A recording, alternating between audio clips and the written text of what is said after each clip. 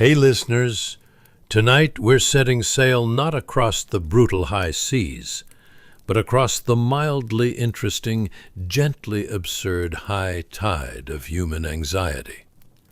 We're diving into the deeply strange origins of the things we do for luck, the twitchy, neurotic, and hilarious tiny rituals that make absolutely no logical sense in the 21st century, but were once literal, life-saving, spiritual security measures. We're going to figure out why you toss salt at an invisible demon over your shoulder, why you talk to furniture, and why you're still terrified of an inanimate stepladder. I mean, who among us, after a particularly cocky boast at work about how well a project is going, hasn't frantically tried to locate a piece of actual unpainted wood to rap their knuckles on? You know you have. And let's be honest, we all know the unspoken power of crossing your fingers behind your back to nullify that spoken promise to your partner about actually starting the new diet this week, or cleaning out the garage, or finally calling your aunt back.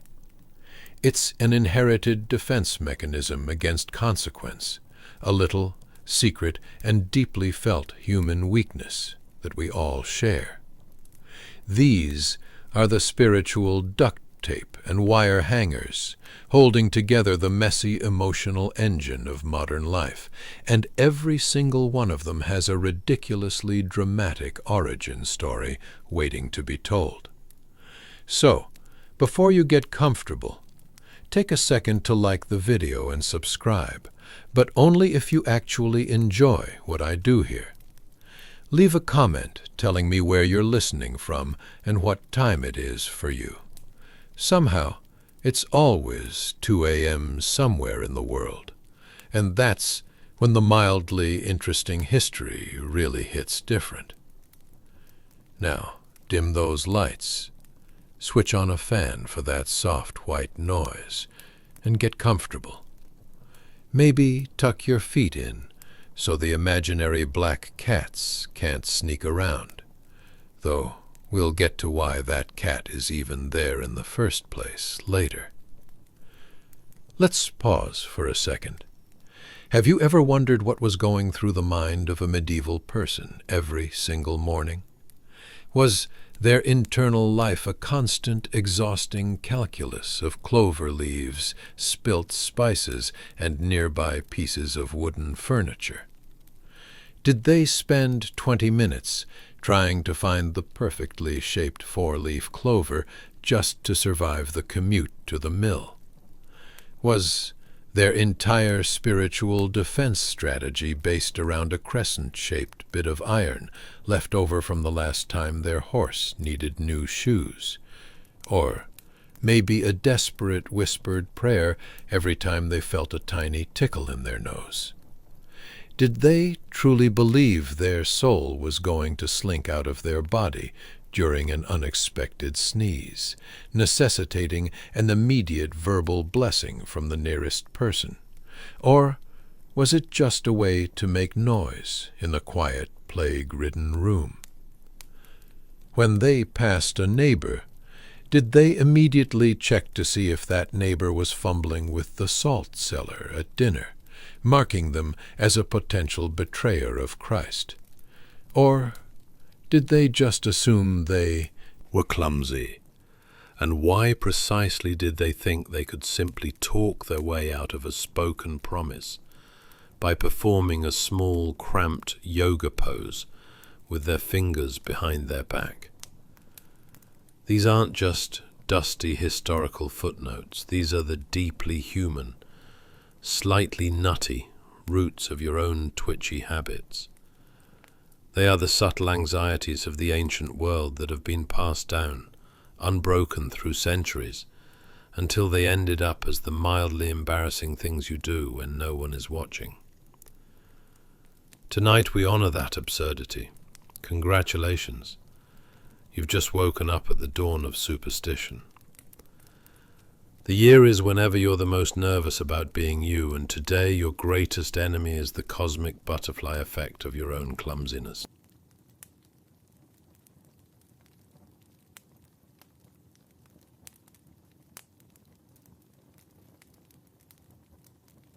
Chapter 1.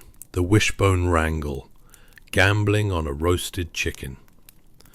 So, picture a scene that's almost offensively wholesome. A family dinner.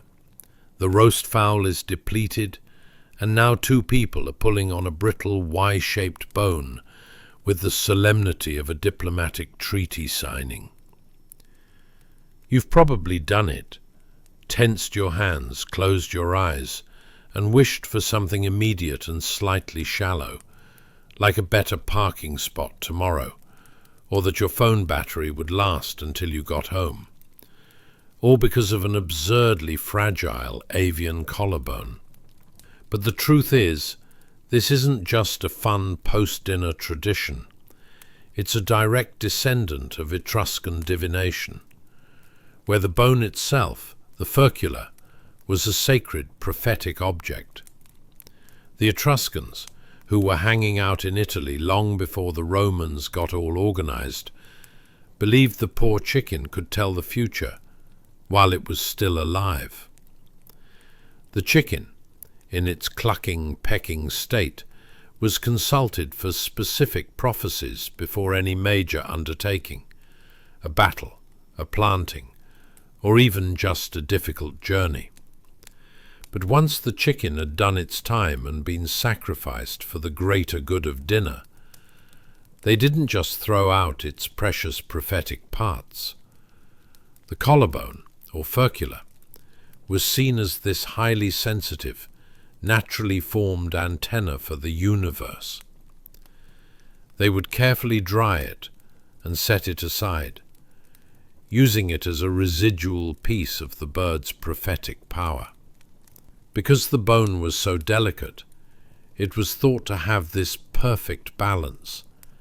It was a naturally occurring, avian-engineered piece of sensitive equipment. The Romans, who, let's be honest, stole a lot of their culture from the people they conquered, picked up this habit from the Etruscans. They called the chicken an avis, and the tradition of reserving its special bone was literally translated as desiderio, which is the root of our word desire or wish. Initially, the Etruscans and the early Romans didn't have two people tugging on it like a spiritual cracker. They would just hold the bone, stroke it gently, and make their wish. Because the power was inherent in the bone itself. It was a tangible, tiny relic of a sacred animal. But the demand quickly outpaced the supply. There are only so many collarbones on a chicken, and everyone wanted their turn to hold the powerful, lucky piece of bird skeleton. This is where the story gets competitive. The bone had to be shared. The brilliant, desperate solution? Break it. If only one person could hold the lucky bone, then they had to create a winner. The ritual of two people pulling on it became the first documented reality TV show of the dinner table. It turned the solemn act of prophecy into a contest of strength and immediate luck. Who was strongest? Who had the most pressing immediate need for a successful outcome? The person who got the larger, more substantial piece, the winner, was deemed to have earned the wish by both sheer force and the luck of the break. The bone didn't grant the wish. Getting the biggest fragment proved you were currently in favor with the gods. This ritual passed down through the centuries, evolving from a specific piece of Etruscan divination to a general good luck charm, usually tied to holidays like Thanksgiving or Christmas, where a large fowl was standard fare. Think of it. You're sitting in a drafty, candlelit dining hall in medieval Europe.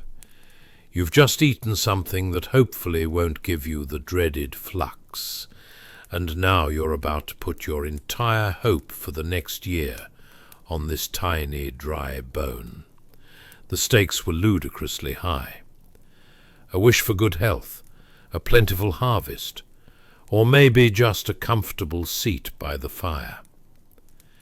It's like using a disposable plastic spoon to predict your romantic future. Absurd, completely based on a flawed premise, but you can't look away, because, well, what if it actually works? The power of the wishbone lies in its brittle, dramatic finality. It is the sound of a contract being sealed, a fate being decided by a snap. You pull.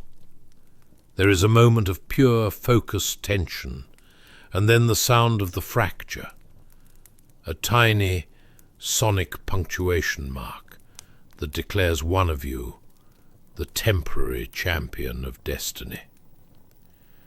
The winner, clutching their larger piece, has gained the lucky foresight inherent in the bone, and the loser is relegated to cleaning up the table and feeling slightly unlucky for the rest of the evening. It's a beautifully simple, low-tech way to introduce an element of immediate, disposable gambling into the domestic sphere, turning a post-meal moment into a brief but intense spiritual standoff. And the entire time, you're not actually thinking about the Etruscans or the Romans. You're just thinking, please, let me get the big piece this time. That small, anxious thought is the direct, unbroken echo of an ancient priest, desperate for a sign from a divine chicken. Sleep on that. Chapter 2. The Dreaded Friday. Hey guys, welcome back to another night of mildly interesting history. Tonight, we'll be wandering through medieval Europe, where every corner of your existence could mean calamity, or at the very least, a poorly timed sneeze. Picture this. It's a damp, shadowy Friday the 13th, and you just accidentally kicked a black cat. Talk about bad luck, right? But fear not. Here we go, down the rabbit hole of peculiar superstitions and cosmic dread.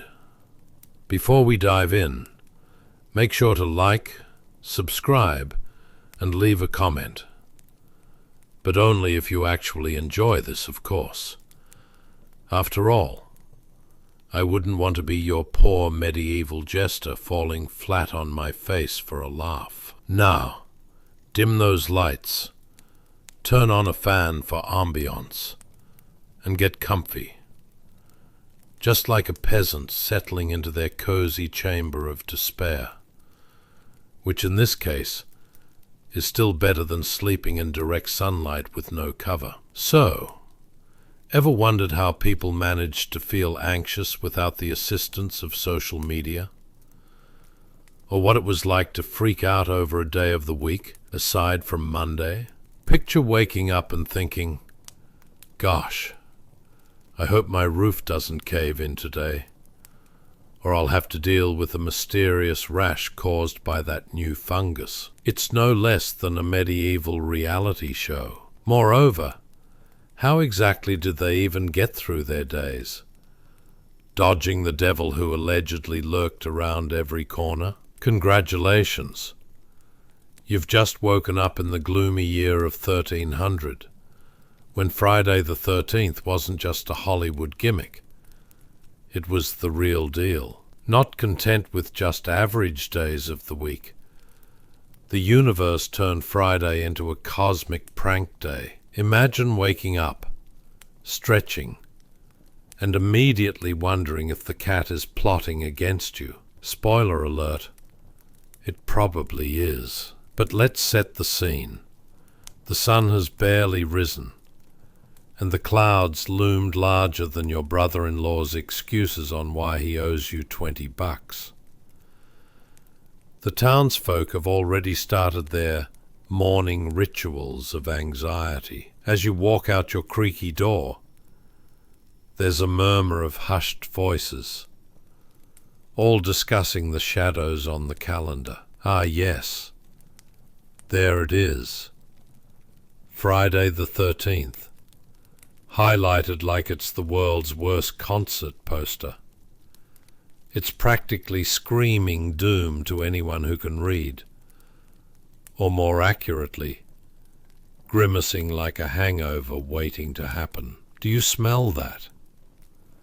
It's probably fear, mixed with just a hint of yesterday's fish stew, lingering ominously in the air.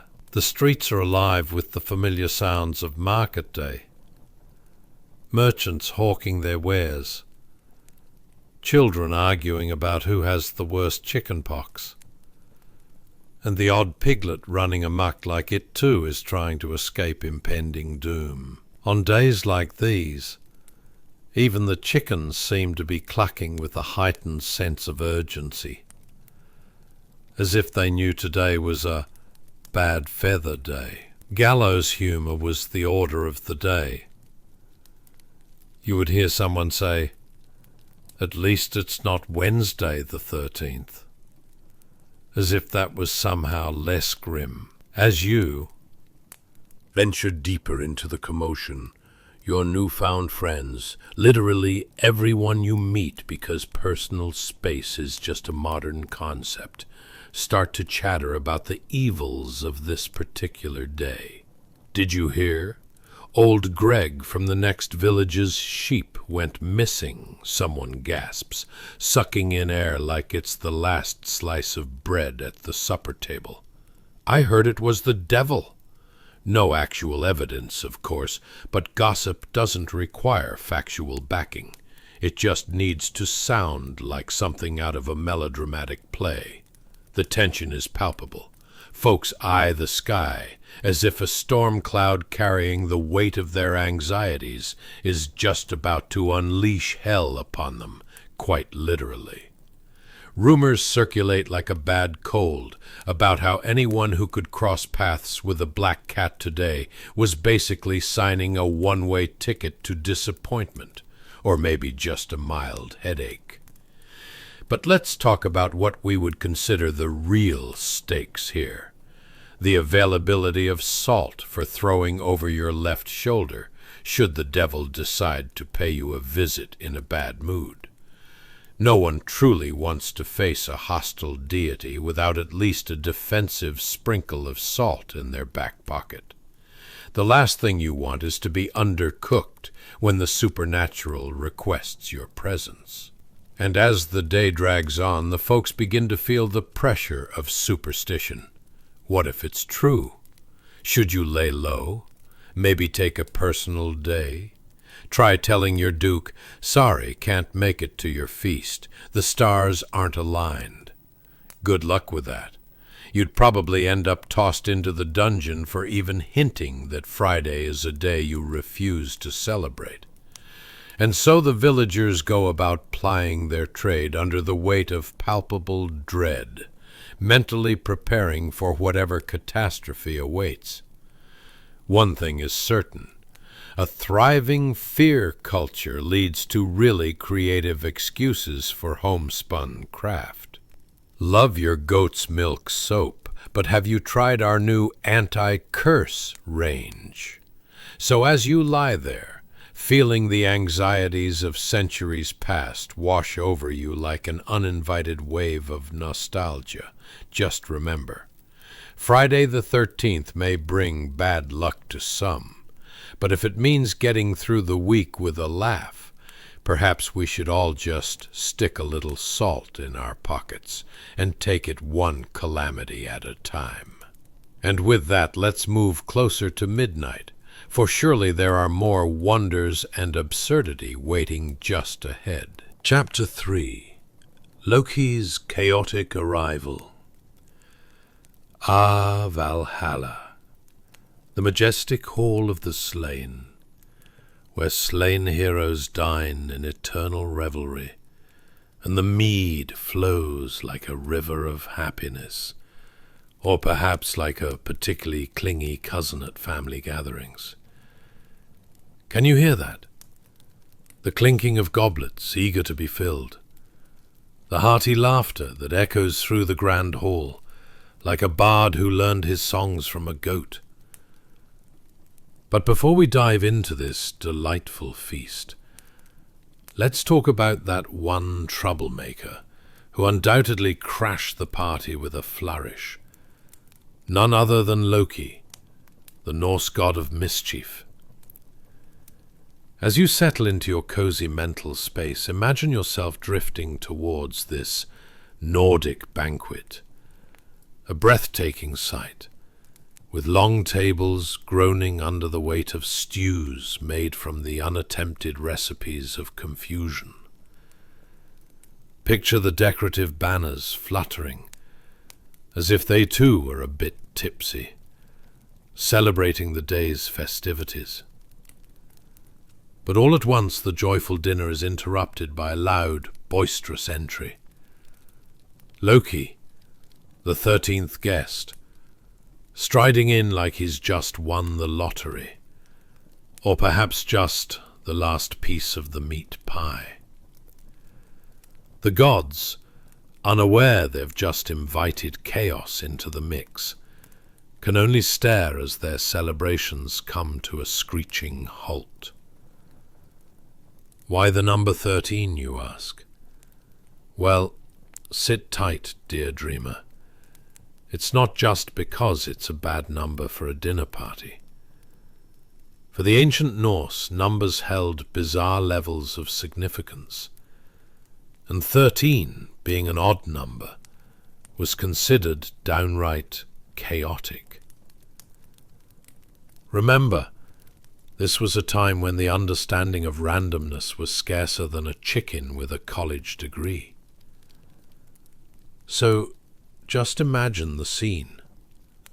Odin, the Allfather, sitting with a serious expression, gazing down the table at the multitude of warriors who are now feeling quite nervous.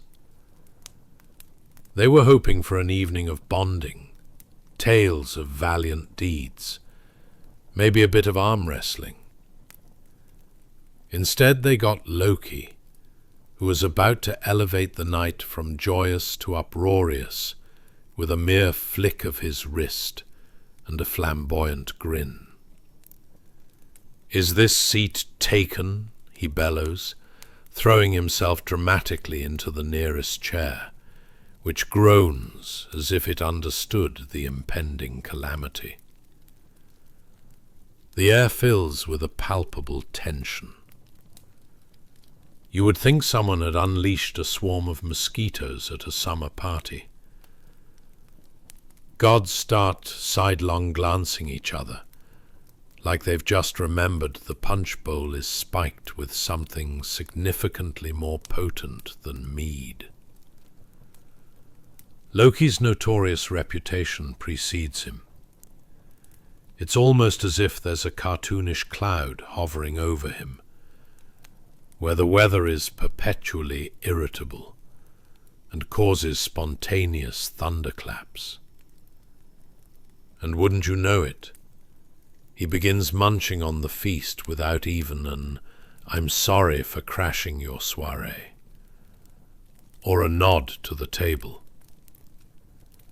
Imagine the gods thinking, "Oh great, the troublemaker has arrived.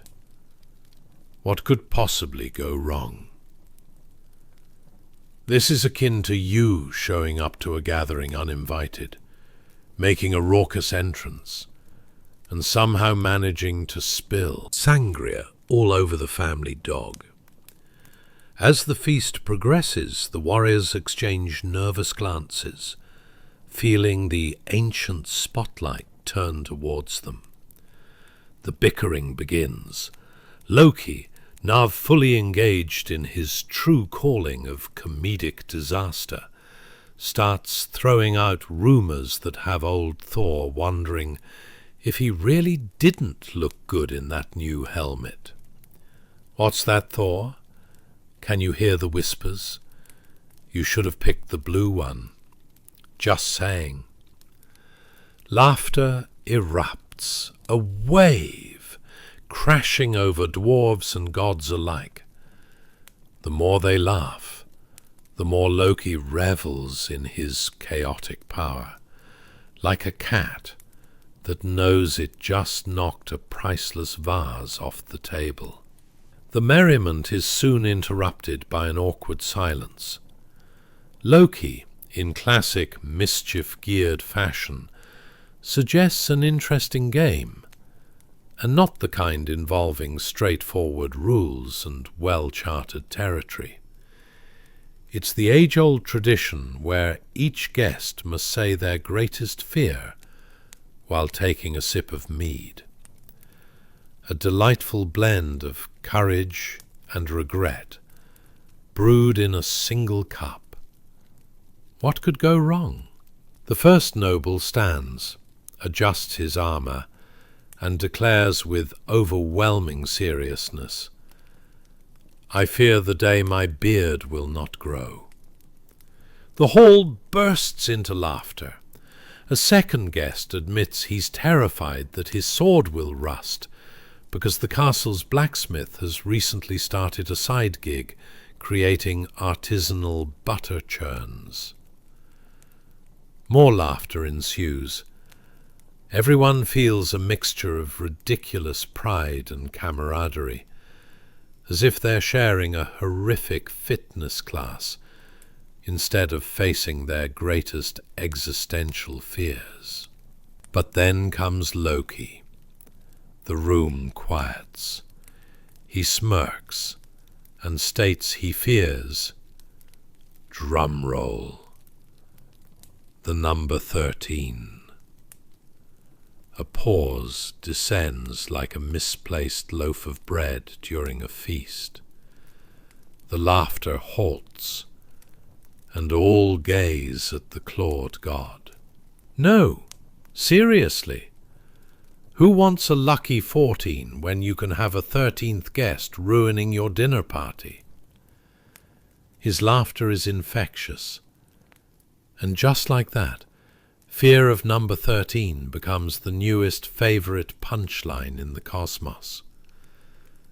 Because deep down, doesn't everyone fear an awkward family dinner, the impending arrival of bad luck, or even running into an ex while wearing your worst outfit?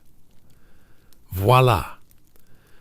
Loki had just transformed the ambience from solemn reverence to side-splitting joy, embodying the universal truth that while life may hand you odd numbers, it's always better to embrace them with laughter. And so, as the gods toasted with reckless abandon, they learned a valuable lesson. Sometimes chaos and a dash of mischief is precisely what's needed to turn a dreadfully ordinary gathering into an unforgettable night. Time flows differently in Valhalla, just like your sleep will tonight. So remember this scrumptious tale of Loki the mischief maker.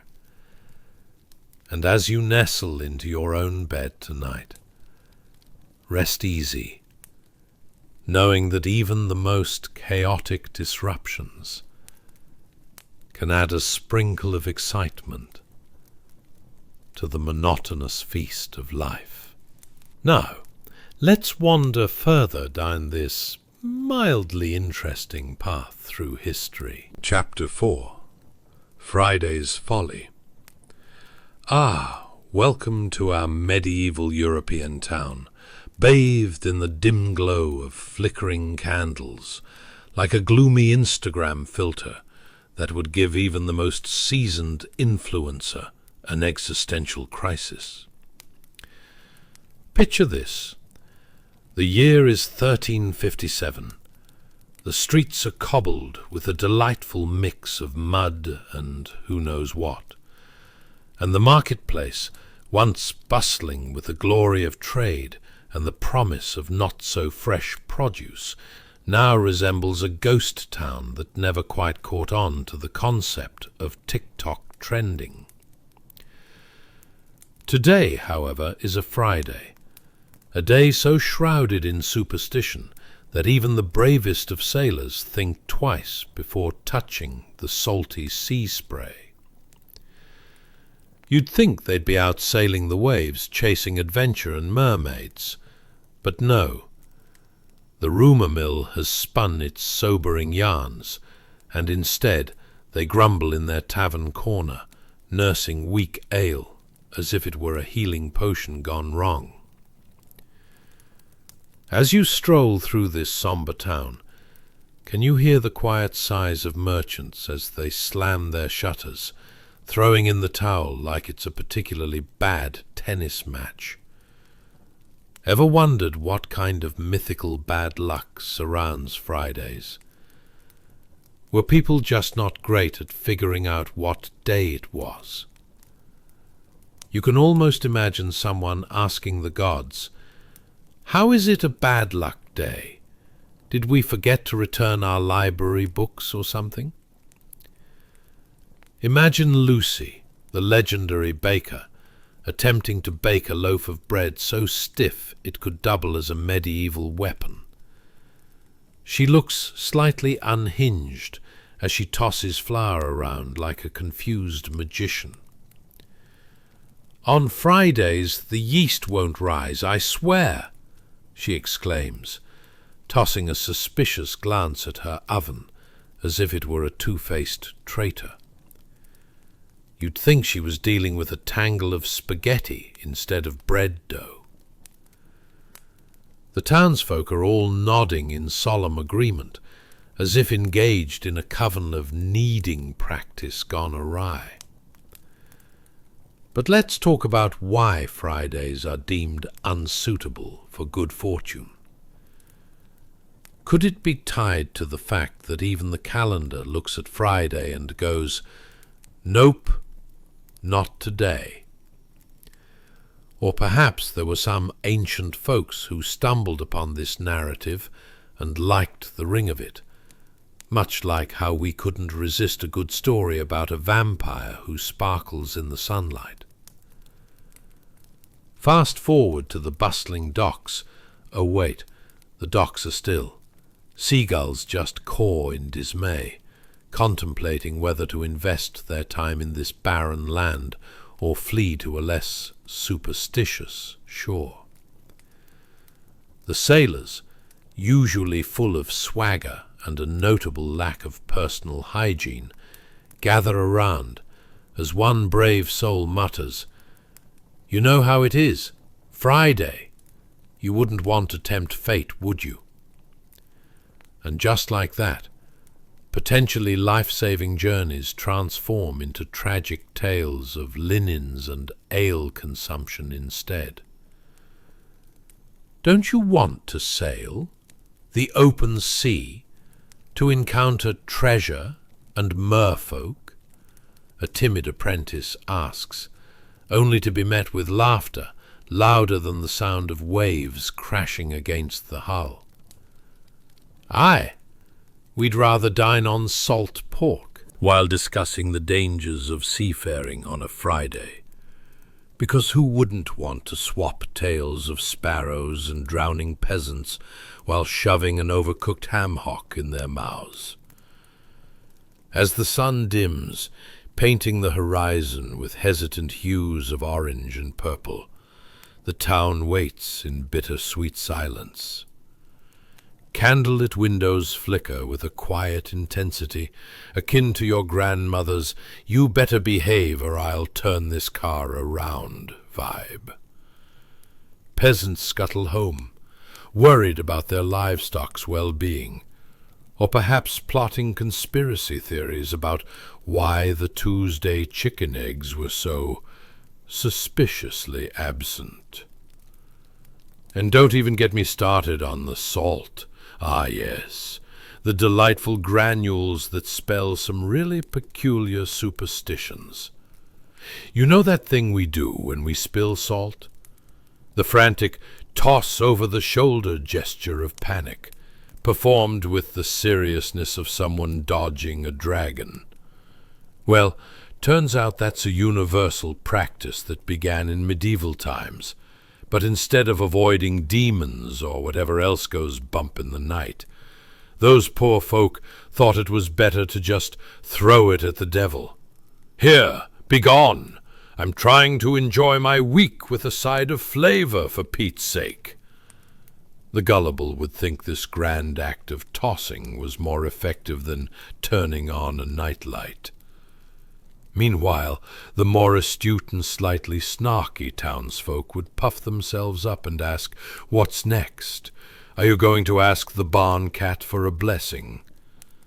Spoiler: the barn cat is currently on strike for better conditions and is absolutely not a reliable source of anything that resembles luck, much less advice. As the day draws to a close in this candle-lit culinary charade, one can't help but chuckle at how these seemingly trivial traditions sprang from murky waters. The origins lost like the socks from your last laundry day. So remember this, dear dreamer, as you drift off to sleep. While the superstitions of Fridays may have gripped our medieval cousins with equal parts confusion and panic, perhaps it's just a reminder of how the absurdity of life often lies in the irony of our choices. So, as the town hunkers down into a collective blanket of warmth and hysteria, keep in mind that even in the darkest hours, laughter and stories are often the best vessels of comfort. And after all, you never know when you might accidentally spill salt, or overthrow a prince during a turbulent medieval dinner party. Now, let us navigate further along the mildly interesting streams of history. Chapter 5. Salt and Superstitions.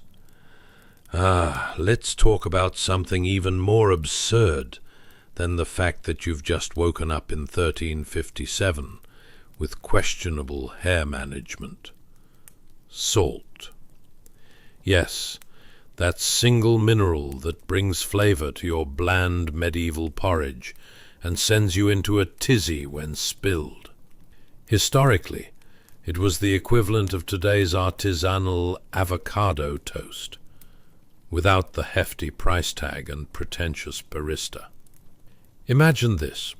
You're looking forward to a lovely meal of not-so-fresh fish because, hey, it's been sitting out since Tuesday, and you have to make do. The aroma wafting through the dank, candle-lit room is, well, it's more dungeon after a summer camp than Gordon Ramsay's kitchen. You sprinkle salt onto your meal like it's fairy dust from a particularly sarcastic wizard, muttering under your breath about how you can't live without it. And then, whoops, your hand slips, and suddenly a tsunami of salt covers your dinner like a snazzy winter coat. Now, here's where it gets interesting. In medieval times, spilling salt was the equivalent of accidentally liking your ex's Instagram post. Catastrophic. People believed it invited a host of bad luck. And what better way to handle such a culinary tragedy than tossing a pinch of that innocent salt over your shoulder? This wasn't some kind of casual gesture. No, this was a desperate act against the dark forces lurking just beyond the realm of your rustic hovel. You'd think a simple toss could solve all your problems, but let's break it down. You're only tossing salt over your shoulder to ward off the devil? Isn't that like trying to scare a bull away with a paper fan? Most of the townsfolk didn't even know what the devil looked like. They just assumed he'd be hanging out near the nearest pub, complaining about slow service while chucking back pints of ale. That doesn't exactly inspire fear. But here you are, standing in your cramped, dimly lit kitchen, rationalizing a rather poor life choice with improvised magic. You can almost hear your neighbor, Old Man Wilbur, cackling in the corner. "Ha! Missed the salt, did you? Better toss some over your shoulder. Or, we could just stop drowning everything in it and eat like normal people." But let's be honest. The word normal has gone out with the last shipment of fresh carrots, if you catch my drift. As you toss the salt, it flies through the air like confetti at a particularly disheartening party. You feel the weight of collective centuries of peasant wisdom bearing down upon you, whispering, "Just in case, always blame the devil." But doesn't that seem a tad theatrical? Like wearing a plague mask for a slight cold. Throwing salt over one's shoulder mostly serves as a desperate flair to your culinary mishap, akin to trying to convince your friends you're trendy because you own that one overpriced potted plant that's only ever seen sunlight through a window. Meanwhile, your pig Bertrand, yes, you named him, looks on with absolute indifference. He's more concerned about the remnants of last week's turnips than any devilish mishap. "Let me know when it gets interesting," one might imagine him snorting, possibly plotting to overthrow you as the house leader based on sheer apathy. Now, pause for a moment, dear dreamer. Picture yourself in the tavern, discordance mingling with toasted bread smells and unwashed bodies from days gone by. "Did you hear the news?" whispers one patron to another as he downs his ale like he's trying to forget his own life.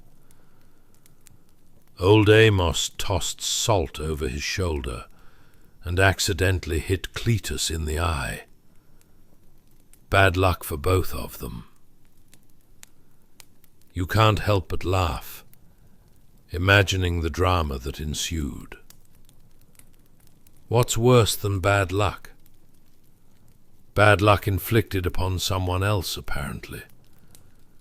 So along with salt, we can't overlook another great superstition. Fridays. Oh, Friday. The day nearly every noble and commoner alike decided to shun great plans and fishing expeditions. You recognize the pattern. The murky waters of an ill-fated calendar, warning against making decisions.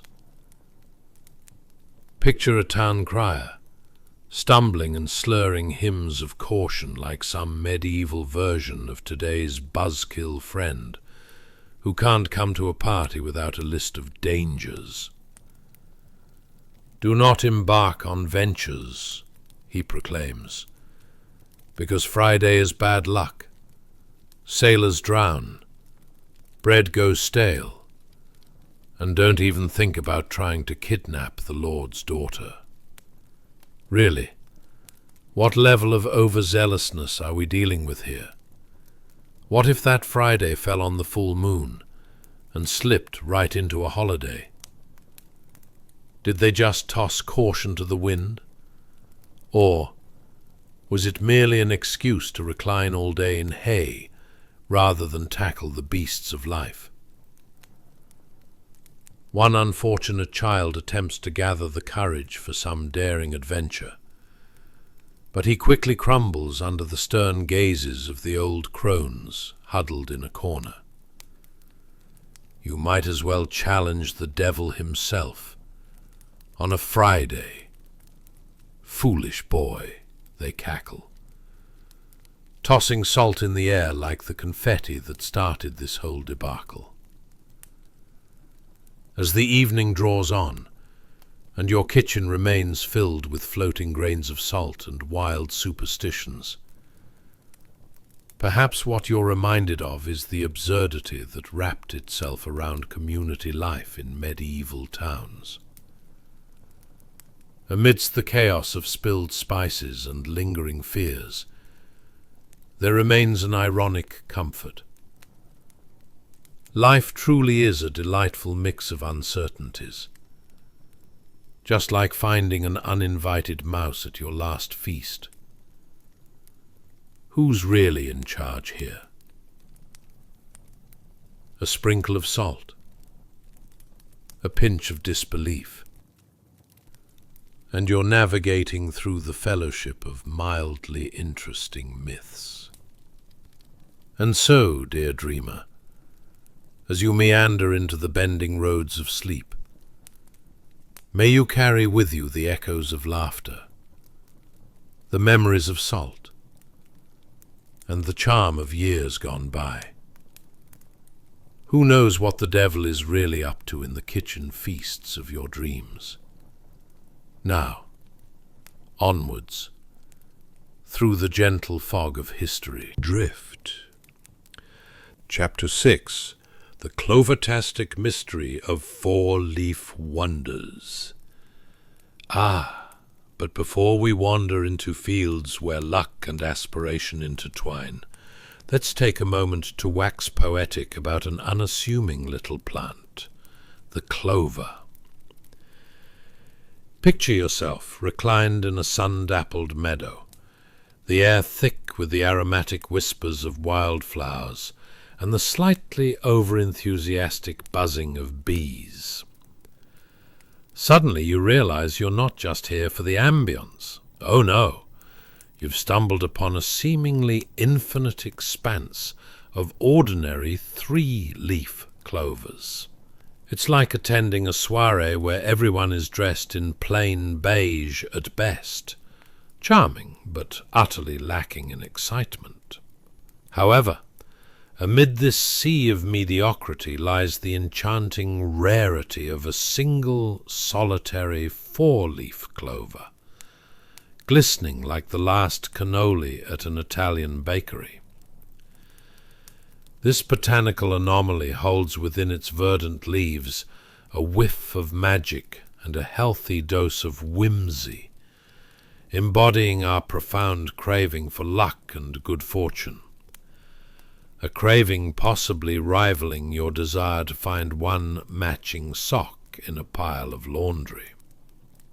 Now, let's analyze the odds of stumbling upon this gem. 1 in 5,000. Picture that, if you will. It's like playing the lottery. 1 minute you're daydreaming about a new house, and the next you realize you're one careless scratching of your nose away from declaring bankruptcy at a bingo hall. But I digress.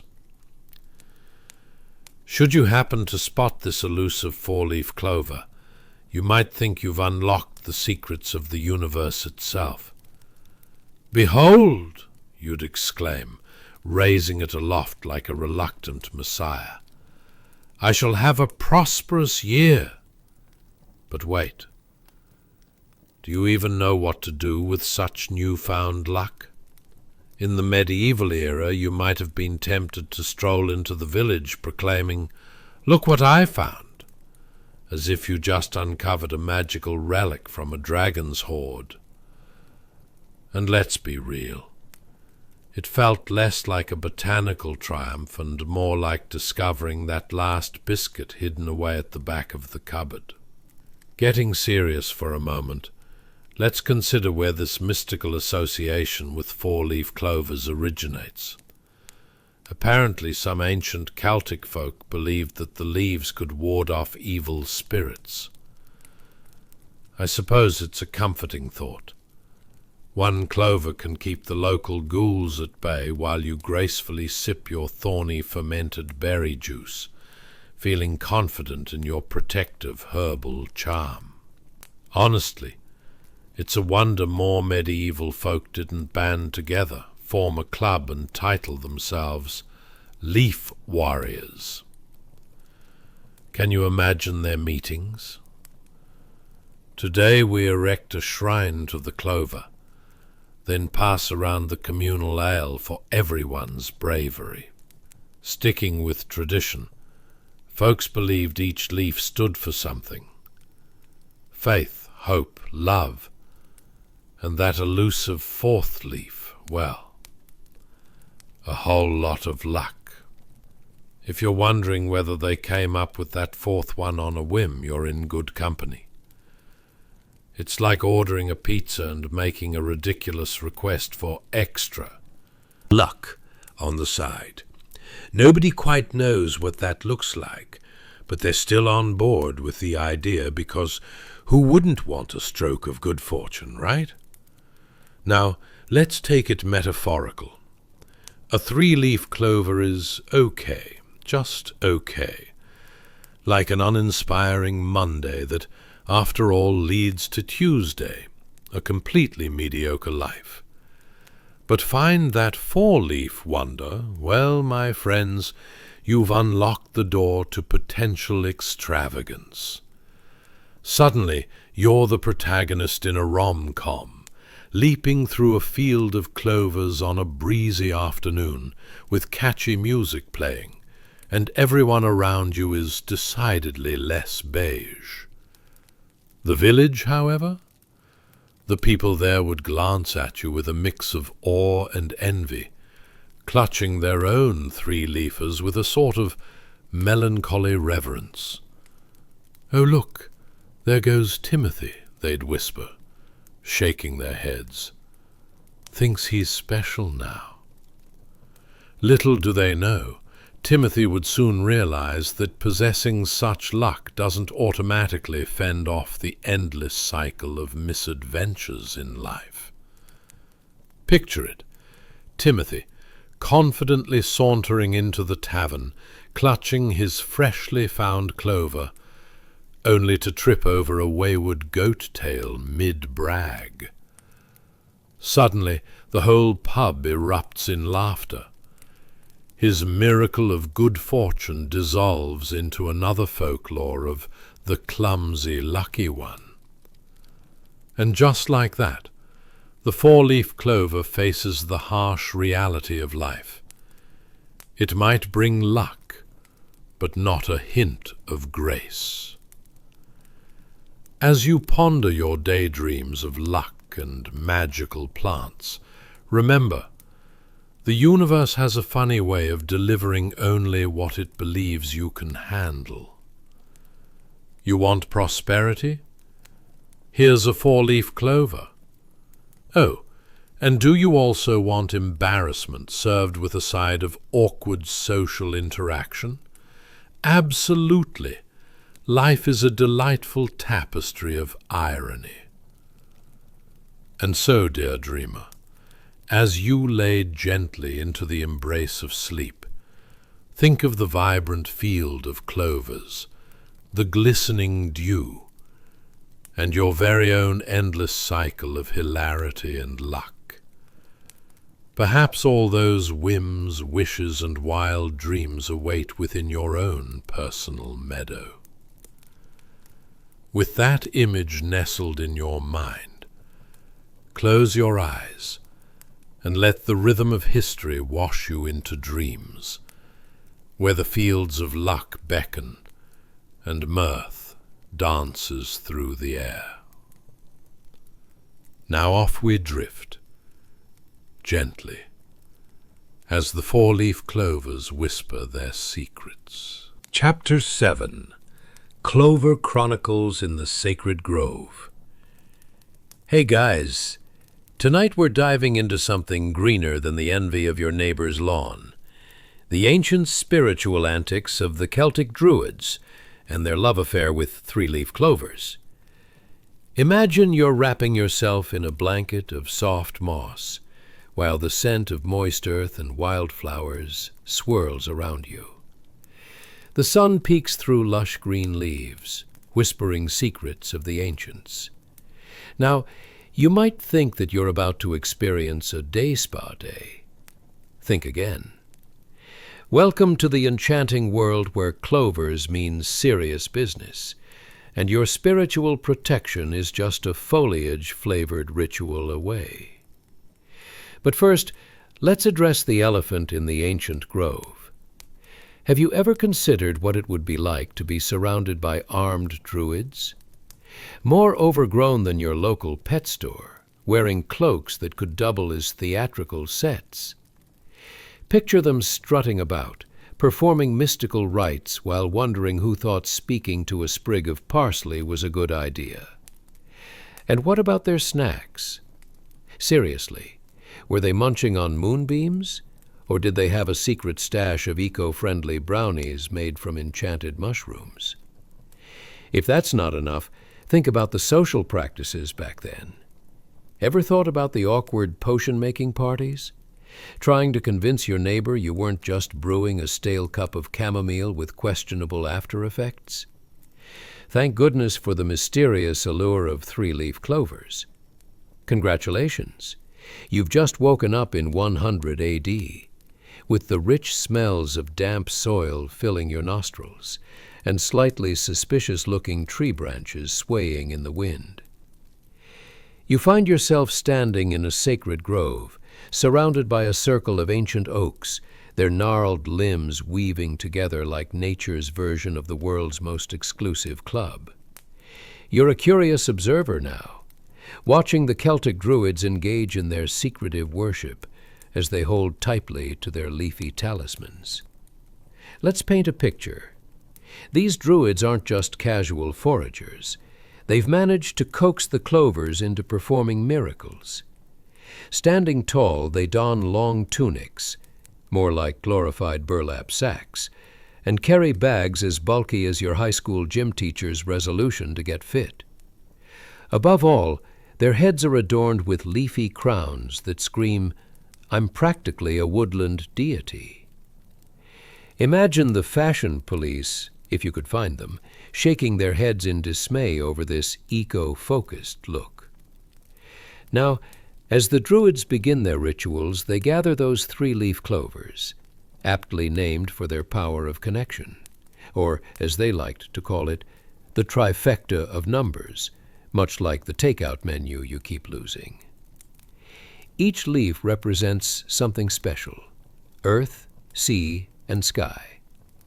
It's akin to forming a powerful union of elements, like a very botanical version of a social media influencer's collaborative post. Can you smell that? It's the scent of wild herbs and hint of the impending drama as the druids chant their incantations. They're invoking powers beyond your average Friday night plans. O mystical clover, grant us protection, insight, and most importantly, a decent harvest of potatoes. Maybe throw in a request for a pet pig that's less picky about dining options. And while they may seem all about the spiritual connections, let's not overlook the sheer absurdity. A group of druids huddled around, clutching plants, singing ballads to their three-leaf wonders. Sounds oddly reminiscent of a slightly more whimsical knitting circle. Just picture it. Oh dear clover, may our crops flourish, and please don't let last week's meeting of the Society of the Sacred Turnip be our pinnacle of social engagement. But wait, let's take a moment to meander through the clover-fueled philosophical debates. Ever found yourself wrinkling your brow over whether the earth really benefits from your relentless ranting about low-fat yogurt? Just think how much easier those druids had it while singling out their favorite clover. Ah, this three-leaf miracle symbolizes earth. But what's the real dirt here? You could practically feel the pine-scented tension as they gestured theatrically. An ancient version of "you won't believe what happened next." As tranquility settles into the grove, reflections of life become profound yet slightly comical. The druids believed that the connection to the earth, sea, and sky wasn't just for show, but it had real consequences. much like posting a selfie online only to realize you also captured the dumpster behind you. Oops! But hey, I'm still vibing with Mother Nature. To become one with the elements, the Druids gracefully called upon the three-leaf clover, which they genuinely believed delivered protection, and probably made for a great talking point at parties. Let's raise our cups to clovers, the keepers of ancient wisdom, and the reason I still don't have a trifle recipe. So there you lay, beneath the vibrant canopy of leaves, amidst the sounds of chants and the faint smell of wild herbs. Allow the legacy of the ancient Druids with their goofy rituals and clovers to cradle your thoughts. While luck may ultimately remain as elusive as finding an untouched cupcake in a break room, the energy in the grove holds a comforting whisper of connection, a reminder to seek all the absurdity and joy life has to offer, whether through the whispers of ancient clovers or your neighbor's overzealous lawn decorations. As you slip into deep relaxation, embrace the irony of it all. Therein lies a green, sacred grove, where the ancient Druids congregated, probably arguing about whose clover was truly the cloveriest. Remember, every dream carries its weight. So let the weight of absurdity wrap you like a soft and leafy blanket. Together, let's drift into slumber, surrounded by clovers and the gentle attention of nature's whimsical spirit. Chapter 8. Clovers, Crosses, and Other Quaint Quirks. Hey guys, tonight we're venturing into territory more curious than a cat pondering its own reflection. The medieval mindscape of superstitions and symbols. Picture yourself nestled in your favorite oversized chair, pillows piled high, and maybe a cheeky snack at your side, preferably not a suspicious-looking leftover. Think of this as diving into a realm where people threw salt at anything with less than perfect vibes, and crossed their fingers more often than you'd update your social media status. But first, can we talk about the anxiety of living in a society convinced a sneeze was a sign of witchcraft, or that a broken mirror would lead to 7 years of bad luck, but actually, if you bumped into a black cat, that would reset your counter? Ever thought about how awkward it must have been to try and throw salt casually without making eye contact, lest you be branded the local sensitive soul? You know, for an era before therapy was a thing. So without further ado, congratulations. You've just woken up in 1445, a year riddled with odd beliefs, superstitions, and the insane idea that the world was flat. Yes, you're right on the verge of a spiritual revelation, or a very intense panic attack about the possibility of stale bread. The air is thick with curiosity and a hint of something vaguely earthy. Is that the smell of damp wood, or just last night's stew lingering? In this bustling medieval town, everybody seems to be living in a constant state of concern. The baker is sweeping the floor with about the same level of finesse you'd expect from a toddler with a broom. People stroll along the streets, their fingers crossed as if participating in some secret hand exercise that guarantees good fortune. You'd think they were preparing to take a group photo at an awkward family reunion, fingering all over the place. And let's not forget the charmingly bizarre symbolic language of salt. Ever wondered how a granule could pretty much delegate mood swings? Just picture the scene. A humble villager, weathered and slightly confused, standing at the crossroads with a pinch of salt in hand, and trusting that tossing it over their left shoulder would stave off pesky demons. A decent trade-off for not accidentally stepping in, wait for it, goat droppings. That's right, my friend. Nothing says good luck quite like unheeded bathroom etiquette. But what's up with all these charms? The clover, for example, was like the medieval equivalent of a pop idol. You've got 4 leaves. Yes, if you manage to find one, consider it akin to winning a mini lottery. Each softly glimmering like a diamond ring on a squirrel. Each leaf represents something meaningful: faith, hope, love, and luck, wrapped in a little leafy package that probably smells better than your neighbor's herbal infusions. Let's talk about that spiritual theatrics that accompanied it.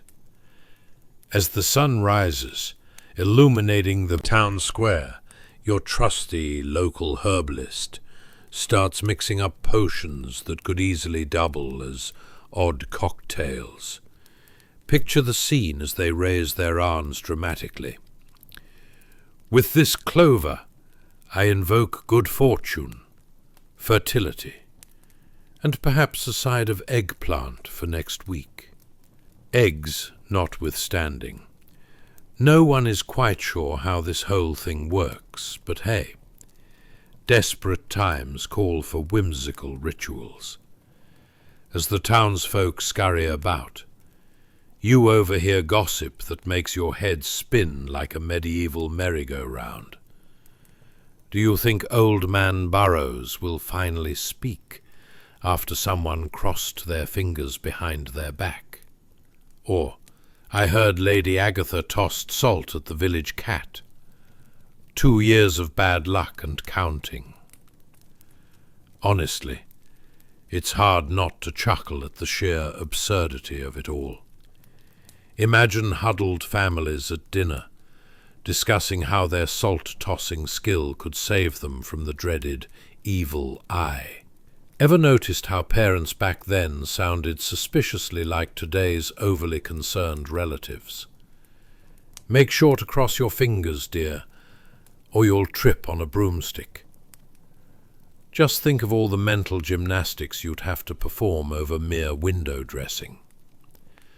The community spirit thrives in the quirky exchanges of beliefs, where myth and reality blend like unfortunate bread dough left on a sunny windowsill. Everyone's pulling for luck, not just hoping for decent crops, but maybe even an extra goat that doesn't plot against them in the night.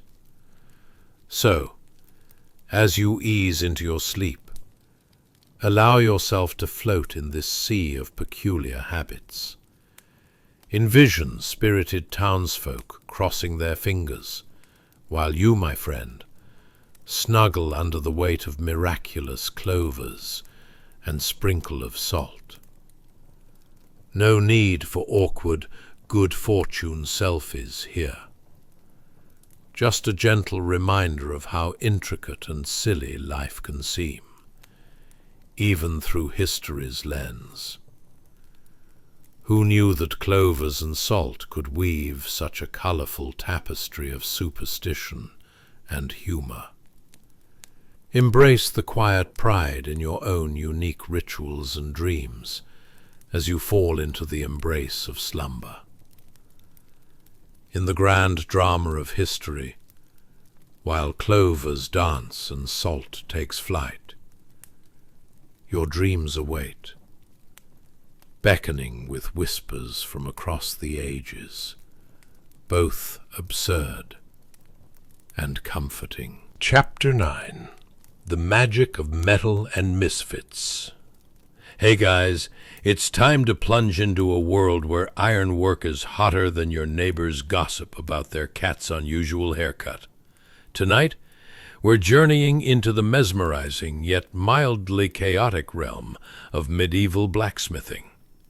Just imagine, you're cozied up with a warm cup of something, probably not tea, more likely some suspiciously brewed herb that probably weighs more than your last grocery store trip.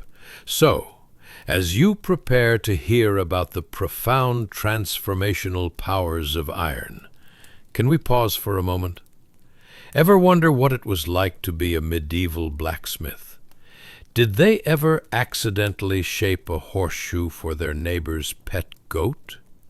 Who gets to decide that 1 out of 10 horseshoeing jobs will lead to epic tales over drinks? Have you ever had an existential crisis thinking about why you'd spend all day swinging hammer over hot metal? Maybe they did more than hold the title. Perhaps they were the rock stars of their time. All right, let's set the scene. Congratulations. You've just woken up in the wonderland of 1483, where dreams are forged in fire, and slight existential dread is always just a wheezing cat away. The clang-clang of iron on iron echoes off the stone walls, mixed with the acrid aroma of burning coal. It's a concert you never signed up for, but somehow you've got the best seat at the chaotic symphony of life. Let's chat about the blacksmithing experience. You step into the forge, and there, amidst the soot and sweat, is the master himself. Picture a hefty fellow with muscles that could probably bench a horse. He's all grizzled like a bear that also makes cake, hammering away at red-hot iron as if it were a diva refusing to cooperate. Steam rises, swirling about the room like a ghost, desperately trying to escape the sound of menacing distortion. The heat is intense. Hotter than a romantic dinner gone wrong. The forge glows with a fierce light, as if some malevolent wizard had decided to charge his crystal ball. You can almost see the sweat glimmering on the blacksmith's brow, his nostrils flaring like those of a dragon. The fiery glow dances on the iron, transforming it into a thing of beauty. Who knew metal could look so seductive? There's a peculiar sort of confidence, maybe even a hint of vainglory, in the air. The blacksmith throws an iron horseshoe across the workbench, as if he's just invented the latest superhero gadget. "This," he announces, "is going to protect your horse from evil spirits and bad luck, and you'll never step on a goat's tail again." What a sell! Who knew that iron could juggle both functionality and superstition with such ease? Of course, not everything goes as smoothly as one would hope. Every so often, a surprised yelp escapes when something isn't quite sticking. After all, shaping a man's destiny is tough when the metal insists on bending in ways that would make a yoga instructor proud. Clang! A flying piece of metal whistles past your ear, and you feel like you've just auditioned for a role in a medieval comedy, one filled with shots of bad luck and awkward innuendos. As you stand there, you can't help but be transported into a bizarre daydream. What if the blacksmith had extra talent? Maybe he could form a brilliant sculpture of a moose in a party hat. Alas, this was not the medieval era known for wild artistic expression. And if you ask a few skeptics, definitely not for their sense of style. Each creation carries with it a hint of superstition. They believed that blacksmiths had ties with supernatural forces, mainly due to the relentless heat of the forge. It was like an early rendition of a magic show. It's like that time you tried to impress your friends with Zoom cooking lessons, only to create a dish that could double as a doorstop. Every tool or weapon moulded seemingly had its own cheeky little soul. Blacksmiths were at the heart of it all, playfully arguing with the iron. Be tough. No whining or twisting. You savor the limited options available to people in this world. Everyone came grovelling to the forge, bearing gifts of chickens and slightly fuzzy apples that may or may not have seen better days. Fix my plough, and I'll give you a chicken that probably just got off the treadmill, they'd shout hopefully, wishing their barter would produce the next best enchanted plough. You chuckle at the absurdity of this metal therapy for bad crops, realizing that days of hard toil and fiery passion dictated how far they'd go. It's almost poetic, if it weren't so laughably relatable. Imagine trying to finish a work project with a mangy goat constantly interrupting you for attention. Between the sparks and laughter, the blacksmith heaves the finished product, an intricately designed iron sword, high above his head, basking in the glory as if he were an Olympic champion. This will not only slay your enemies, but could provide a lovely backdrop for your next family photo, he quips. Oh, the glory of medieval marketing, where every item can either save your skin or, at best, double as art for your walls. So, dear dreamer, as you let the scene melt into the warmth of your bed, remember the vibrant chaos of this forge, where heat and humour collide. Drift away with the notion that life, much like iron, can be moulded into something truly exceptional, even in a world filled with quirks and oddities. Tomorrow may actually bring more than just breakfast. It may introduce you to a world changing with every swing of a hammer. Sweet dreams, adorned with a sprinkle of iron, and the charm of eras where even the clumsy could wield creativity like a weapon. Chapter 10. The Tale of St. Dunstan and His Fiery Fashion Statement. Hey guys, welcome back to another episode that's about to be more riveting than that time your cat chased a laser pointer into a wall. Tonight, we're diving into a moment that's cooler than a cucumber in an ice bath. The unimaginable tale of St. Dunstan, blacksmith extraordinaire and, spoiler alert, the unexpected nemesis of none other than the devil himself. Before we forge ahead, pun fully intended, take a moment to get comfy. Dim those lights just enough so that the shadows look like they're plotting against you. Put on a fan to mimic the delightful chaos of a medieval marketplace, and cozy up like you're prepping for a Netflix binge, but this time you know the electricity situation is a bit sketchy. You might be asking yourself, what on earth was it like to be a blacksmith in the 10th century? Did they have coffee breaks like we do, or was it just a pile of soot and the occasional rat for company? Did they name their hammers? What kind of childhood trauma turns someone into a man who will actually nail the devil's foot to the ground? Imagine Sunday dinners in that household, with the kids asking, "Dad, did you actually fight the devil today?" Oh, the stories you'd have. Congratulations.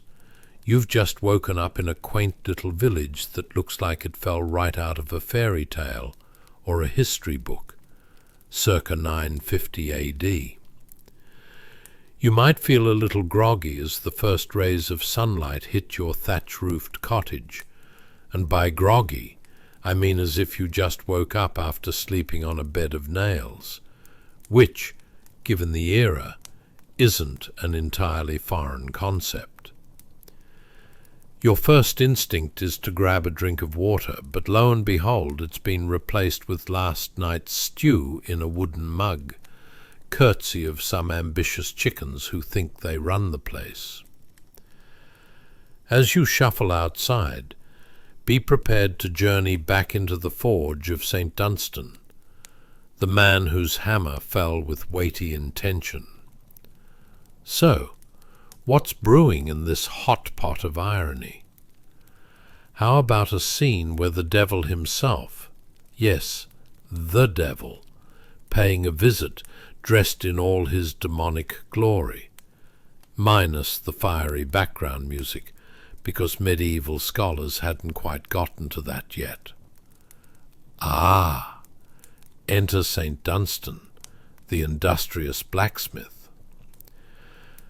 Imagine a barrel-chested fellow with a beard that looks like it's trying to compete with the local bushes for attention. He's hammering away, the forge glowing like his favourite stew pot, when out of thin air the cloaked figure appears. How often do you get to encounter the Prince of Darkness uninvited? It's like finding your high school ex at a dinner party you thought was safe. With a flourish and a hiss, the devil announces, "Good blacksmith, I want you to forge me a mighty horseshoe, something that would stop both the horse and fate itself." You might want to roll your eyes, maybe muttering something about the audacity of evil beings trying to commission your ironwork without a budget or respect for artisan craftsmanship. But clever Dunstan isn't one to underprice his work. No, this is a seasoned pro, realizing that services from hell could quickly lead to a downturn in business.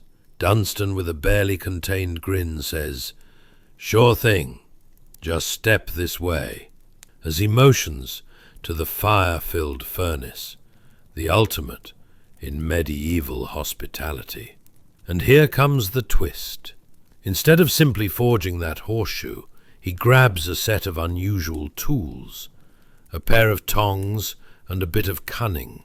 And when the devil, in all his pretentious glory, unwittingly exposes his cloven hoof, Dunstan seizes the opportunity. The clank of metal rings out like a Broadway musical gone wrong as he swiftly nails that horseshoe right onto the devil's foot. Ah, the artistry! It's the medieval equivalent of getting your foot stuck in a very fashionable trap. With a wry grin, Dunstan makes a binding promise with the devil. You'll make this right, or you'll have a hard time walking away. At this point, it's a who's better at persuasion showdown between a blacksmith with an eye for metalwork and eternal darkness. The devil, after initially howling like a toddler denied a piece of candy, realizes he's been outmaneuvered. "You fool!" he barks, all sass and fury. But Dunstan, being the virtuoso of cheekiness, grins back and says, "Well, you could have just asked for a lift with style." Let's pause for a moment to appreciate this incredible chapter of history. It's not every day you find someone who literally nails deals like that. What's next? A dragon that ordered a suit of armor? The absurdity just keeps stacking, higher than a peasant's complaints about item prices at the village market. But in the end, the ace up Dunstan's sleeve wasn't just nails or horseshoes. It was a clever understanding that even the darkest beings have a soft spot for a good old-fashioned scare tactic. especially if it involves a fiery forge and the occasional burn. As you drift off, let the warmth of this tale cradle you as snugly as a blanket made of sheep wool, itchy but comforting. Dream of nail-born promises and the hilarity of life where even the devil couldn't find a loophole in a legendary blacksmith's bargain. You might even explore the depths of your own cunning. What's stopping you from nailing down a fun little deal in your world? Sweet dreams, dear listener, and may your night be as delightful as a cup of hot spiced cider served in a glass vessel free of mystery meats. Chapter 11. The Horseshoe That Caught the Devil's Attention. Hey guys, welcome back to another episode where the only thing more exciting than your daily scroll through social media might just be medieval superstitions. Tonight, we're about to delve into something luckier than finding a forgotten $20 bill in your winter coat pocket, the intriguing tale of horseshoes. Yes, you heard that right. Those peculiar metallic crescents that hang over doorways like they're auditioning for holiday decorations. Now, before we gallop away, take a moment to get cozy. Dim the lights until they're slightly darker than the legend of the nightmarish creature you swore lived in your basement. Crank that fan up, not just for ambience, but because you'll want to fantasize about crop circles or castles in the air while you drift off. And pause. Don't forget to like and subscribe, but only if you actually enjoy this little historical escapade. No pressure. So, ever wondered why people hang horseshoes above their doors? Did medieval blacksmiths host soirees to celebrate their equine achievements? Or was it a medieval version of Yelp reviews, where everyone left glowing recommendations for neighborhood farriers? Imagine a customer saying, "You know, I used to have a horse with no luck. Ever since I switched blacksmiths, my mare's rolling in hay and wins every race." Or perhaps, when villagers exchanged greetings, they'd ask, "Is that a lucky horseshoe above your door? Or are you just happy to see me?" Why did they think a metal crescent could shield them from evil forces? If only we had a time machine to fetch the blacksmiths out for a Q&A session. Well, congratulations. You've just woken up in a delightful little medieval village, circa 1400.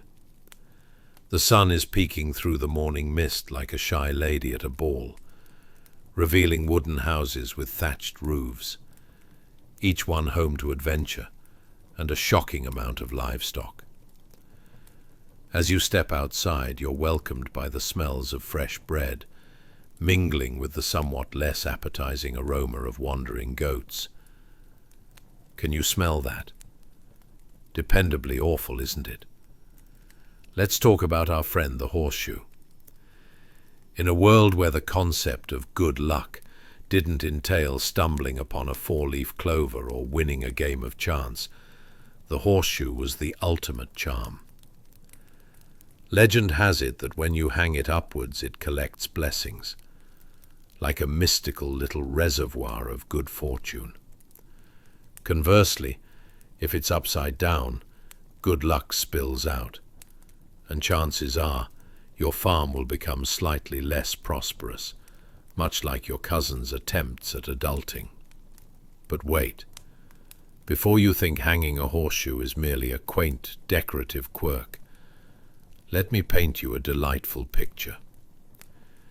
Imagine a bustling marketplace where peasants barter stale bread for fresh goat cheese, surrounded by the incessant chatter of livestock.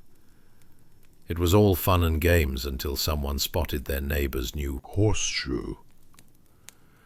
The conversation would inevitably devolve into conspiracy theories. "Did you see that shiny horseshoe? I bet they're up to no good. Last month it was a chicken. This month it's a magical horse. Better hang ours higher." Speaking of hanging, Blacksmiths were the unsung heroes of this world, swinging their hammers like they were training for the medieval Olympics. Let's take a quick peek inside Dunstan's forge one early morning. The room is filled with more heat than a summer day in the countryside, perhaps dripping sweat into a bucket that definitely needs to be emptied. As blacksmiths worked, soot-coated ceiling beams loomed ominously above them, and flames danced merrily, not unlike your Uncle Frank when he attempts to dance at weddings.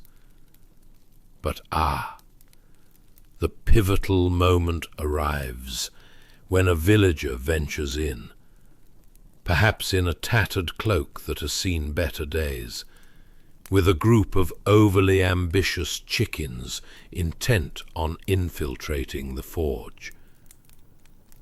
The smell of heated metal attracts not only luck, but also farm animals, the true freeloaders of the medieval age. Our gallant blacksmith, with hands sootier than a chimney sweep's apron, begins to forge the lucky horseshoe. As the clippings of iron scatter around, it's practically mesmerizing. You can almost hear the music of hammers clanging, mixed with the gossipy whispers of townsfolk outside, eagerly dissecting their neighbours' dinner choices and gossiping about the last village meeting that devolved into a food fight. Delicious chaos.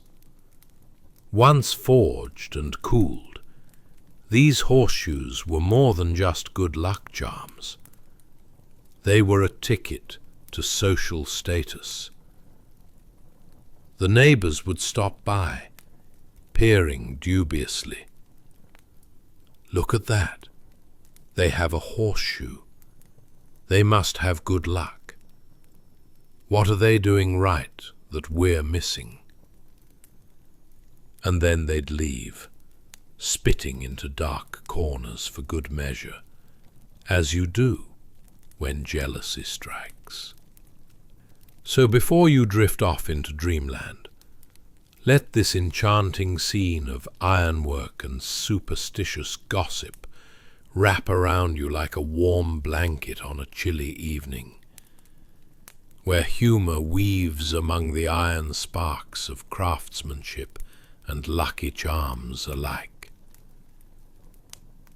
Picture yourself roaming those cobblestone streets, contemplating if you should hang your own horseshoe upside down, or worry about a chicken giving you the generic stink eye for letting it cluck its way around the forge too long. As you float off into your dreams, giggle a little at the absurdity, because if there's anything to take away from this tale, it's that sometimes all you really need to catch a piece of good fortune is some iron, a little luck, and an inexplicable amount of chicken drama. Sleep well, dear listener. May your dreams be just as whimsical as a misplaced horseshoe. Chapter 12. A Mighty Sneeze on the Battlefield. Hey guys, welcome back to another enchanting episode, where history is as quirky as trying to fold a fitted sheet. Tonight, we're diving into a moment on the battlefield more unexpected than your Aunt Gertrude showing up uninvited to your barbecue. Yes, folks, we're about to explore the absurdities of ancient Greek soldiers and a sneeze that could reshape destinies. But before we embark on this amusing journey, let's set the scene. Dim the lights, but not so dark that you could mistake a cat for a feral raccoon. Crank that fan up, not just for dramatic effect, but to create the illusion you're lounging in an ancient olive grove instead of your living room. And remember, if you enjoy what you hear, don't hesitate to like, subscribe, and comment. Only if you actually enjoy it, of course. Have you ever wondered what ancient Greeks did to pass the time between battles? Was there a Hellenistic equivalent of a reality show? Did they have poetic recitals that turned into all-out brawls? Maybe they held sneeze contests to see who'd get, let's say, 3 extra olives for lunch. And if a sneeze during a crucial moment turned into a divine omen, did it lead to awkward applause or mild panic across the ranks?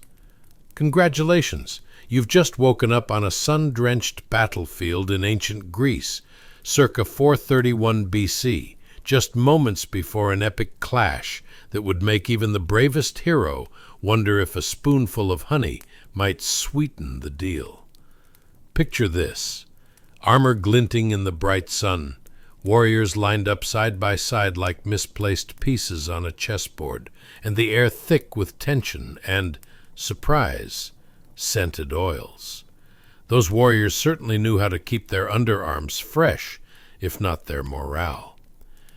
As you look around, the sounds are an orchestra of clanking armor, battle cries mixing with the occasional groan from a tired horse. An anxious flicker passes through the ranks, caused by something more powerful than swords: a sneeze. Yes, a mere sneeze, the chronicle of misfortune that sets the stage for unforeseen interpretations. But let's not gloss over the glorious absurdity of this moment. Sneeze louder than a goat who's just stepped on a nail, and you might find it resonating through the ranks with the authority of a divine prophecy. Yes, that's right. A soldier named Lysander, while discussing battle tactics or dreaming of his future as the first person to popularize the ancient Greek salad, just couldn't hold it back.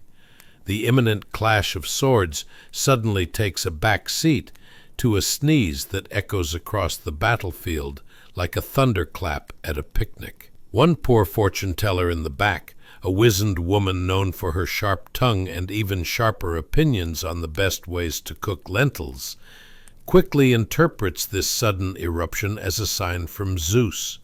Suddenly the warriors are less focused on their weapons and more entranced by the idea that a boisterous sneeze might be a divine command.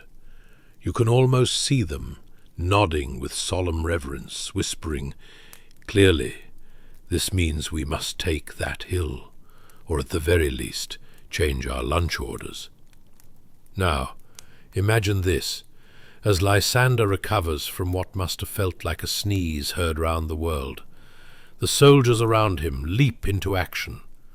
Some begin frantically writing down interpretations, while others are rallying the troops as if Lysander just announced their new ambassador to the realm of olives. "There's a lot riding on your nasal prowess, Lysander. Choose wisely." This quirky interpretation quickly spreads like wildfire through the ranks. "That sneeze was from the gods themselves," one soldier claims, scratching his head. "Or maybe it was just the beans from last night's feast," another counters, biting down on a piece of bread that tastes like it's seen more battles than a seasoned warrior. As the tension builds, and warriors adjust their helms, some reseating them in embarrassment, it becomes evident that every sneeze might require formal reviews, and would-be oracles thumbing through scrolls for guidelines on the mystical significance of nasal emissions. You can visualize a gathering of philosophers later, passionately debating the implications of sneezing in battle, with one throwing in, "Well, surely this proves there's no such thing as a harmless snack before war." The battle doesn't go on hold indefinitely, naturally. It can't. So amidst the trepidation in the air, and before anyone can recalculate their lunch plans, the generals decide, "Well, if the gods want us to go for broke today, let's do it.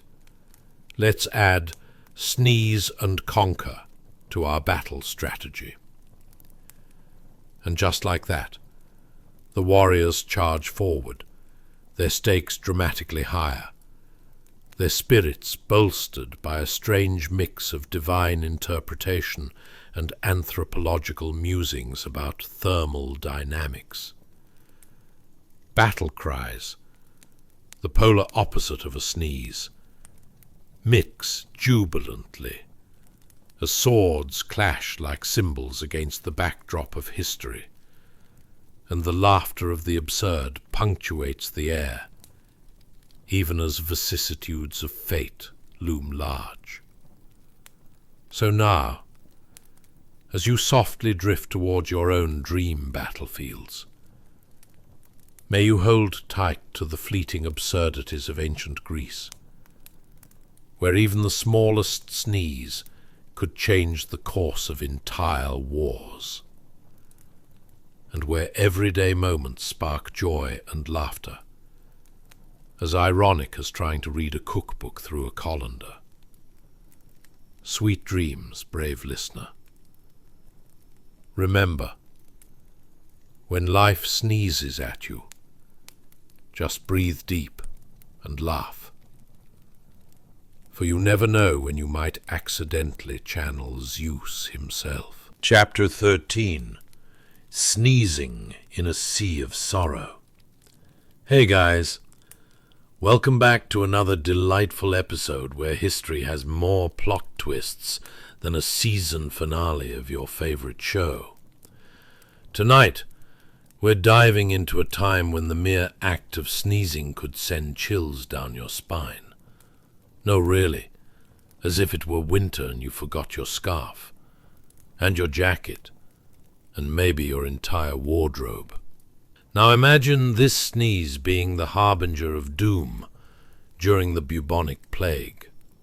Yes, folks, we're about to venture into the wretched streets of a medieval town in the 1340s, where sniffles were taken as seriously as a bad haircut at the county fair. But before we whisk you away to an era where personal hygiene was a myth and bathing was a group discussion, let's set our cozy scene, dim those lights to a comforting hue, somewhere between just enough to see the cat and definitely won't scare the neighbors. Crank that fan so you feel as though a gentle whispering breeze is fluttering through the air. Imagine that it's carrying the scents of lavender and roasted rat. But just pretend it's somewhere a bit more palatable. And remember, if you chuckle, gasp, or otherwise enjoy this auditory journey, feel free to hit that like button, subscribe, and drop a comment, only if you truly enjoy this, of course. Have you ever had one of those moments where you sneezed in a quiet room, and everyone turned to look at you as if you'd just done an interpretive dance? In the medieval era, a sneeze could mean your imminent doom, and I mean that in the most melodramatic way possible. What if you sneezed in the middle of an important meeting, and the Lord thought it was a divine signal? Did knights carry handkerchiefs to save face, or just wipe it on the nearest silly peasant? What kind of blessing would you require on the day when your nose decided to be rebellious? Maybe a priest with a bottle of holy water and a side of extra prayer. Congratulations! You've just woken up in a grimy medieval street circa 1347, where the air is thick with the scent of despair. And let's be honest, something a bit less savory. The town square is bustling, and you can practically taste the anxiety as farmers crowd the market, hawking their wares of wilted vegetables that somehow look suspiciously alive. Around you the sounds of coughing and the odd overwrought sneeze echo ominously, each one turning heads like a particularly intense soap opera reveal. Bless you! Someone coughs in your general direction, but it feels less like a gesture of goodwill and more like a warning shot, because in this world a sneeze wasn't just a sneeze. It was like a small trumpet heralding your unfortunate fate. And oh, what a fate it was! Filled with visions of mortality that would send even the strongest knight running for cover. Now, let's talk about how the streets looked. Picture muddy pathways where puddles collected and swirled around bits of food that could only be described as urban dreck. It was like the local version of a scandalous buffet, except nobody had a taste for the fare, and everyone was just sifting through the mess for something, anything edible.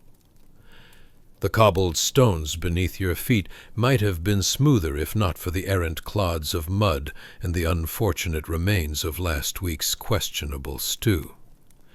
Have you ever stepped in something sticky and regretted every life choice up until that moment? In this town, you were stepping into the legacy of the last 100 bad decisions made by long-gone villagers, forgotten and unburied. Bonus points if they also had terrible aim while consuming food. And there's a grim irony in the constant fear of a sneeze, isn't there? Here you are, weeks into the plague, trying your best not to inhale deeply, while also reminding yourself that your attention to the little things might just save your life. It's like being hyper-aware of the ingredients in a suspiciously labeled dish at a deli. You can almost hear the question, is that tuna salad or mashed-up nightmares, echoing over the cacophony of throaty coughs and muffled whimpers.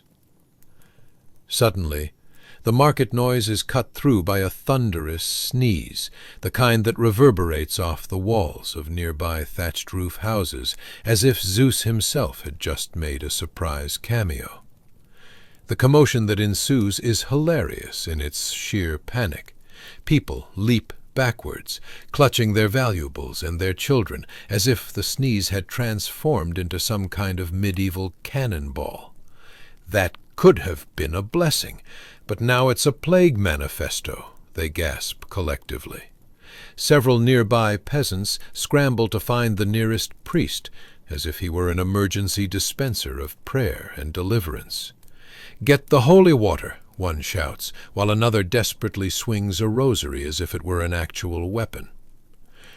Isn't it funny when you think about how, even now, folks look for anything they can to ward off the bad juju, whether it's a press-on charm or a good old-fashioned garlic clove?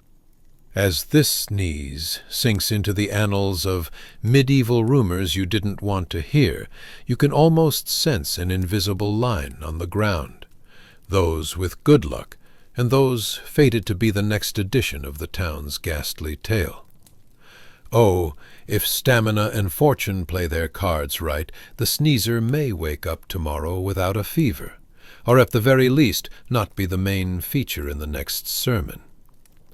In this oblivious chaos and humorous absurdity, life rolls on. People will chase their daily trials even as they keep one eye open for the next sneeze. Because in this era of pestilence and despair, laughter, genuine, absurd laughter, may just be the best remedy for facing the inevitable. So, may you carry that thought with you. After all, isn't it amusing that even a sneeze could lead to a tale worth sharing? Sweet dreams, dear listener. In a world where every sneeze holds a story, may your own adventures be less perilous and a lot more giggly. Chapter 14. A Sneeze to Exorcise. Hey guys, welcome back to another mildly hilarious journey through history, where we tackled the social intricacies of a time when your biggest fear wasn't your Wi-Fi dropping, but rather the fate sealed by a sneeze. A sneeze. Yes, folks, tonight we're diving into an era where bodily functions dictated one's fortune more decisively than a fortune cookie riddled with ominous warnings about bad investments. So, grab a pillow, settle in, and let's prepare ourselves for a time when everyone was on high alert. Not for a surprise fire drill, but for someone's road nasal explosions. Now, as we sink into the couch and maybe start imagining wild scenarios in which you awkwardly sneeze while your friends are trying to remember where they parked. You might wonder, did medieval folk consider it bad luck if you sneezed while discussing taxes? Were there secret hand signals or charms to flee from rogue demons, ready to take advantage of your vulnerability? Were any knights carrying around tissues, or better yet, tiny flasks of prayers on hand? Because let's face it, they should have. And if your nose decided to take a vacation unexpectedly, did you lose your social credibility as if you were the last kid picked for dodgeball? Congratulations! You've just woken up in 1347, in a medieval marketplace that smells like a combination of sweat, unidentifiable leftovers, and a dash of divine dread. A sneeze here isn't just a nuisance.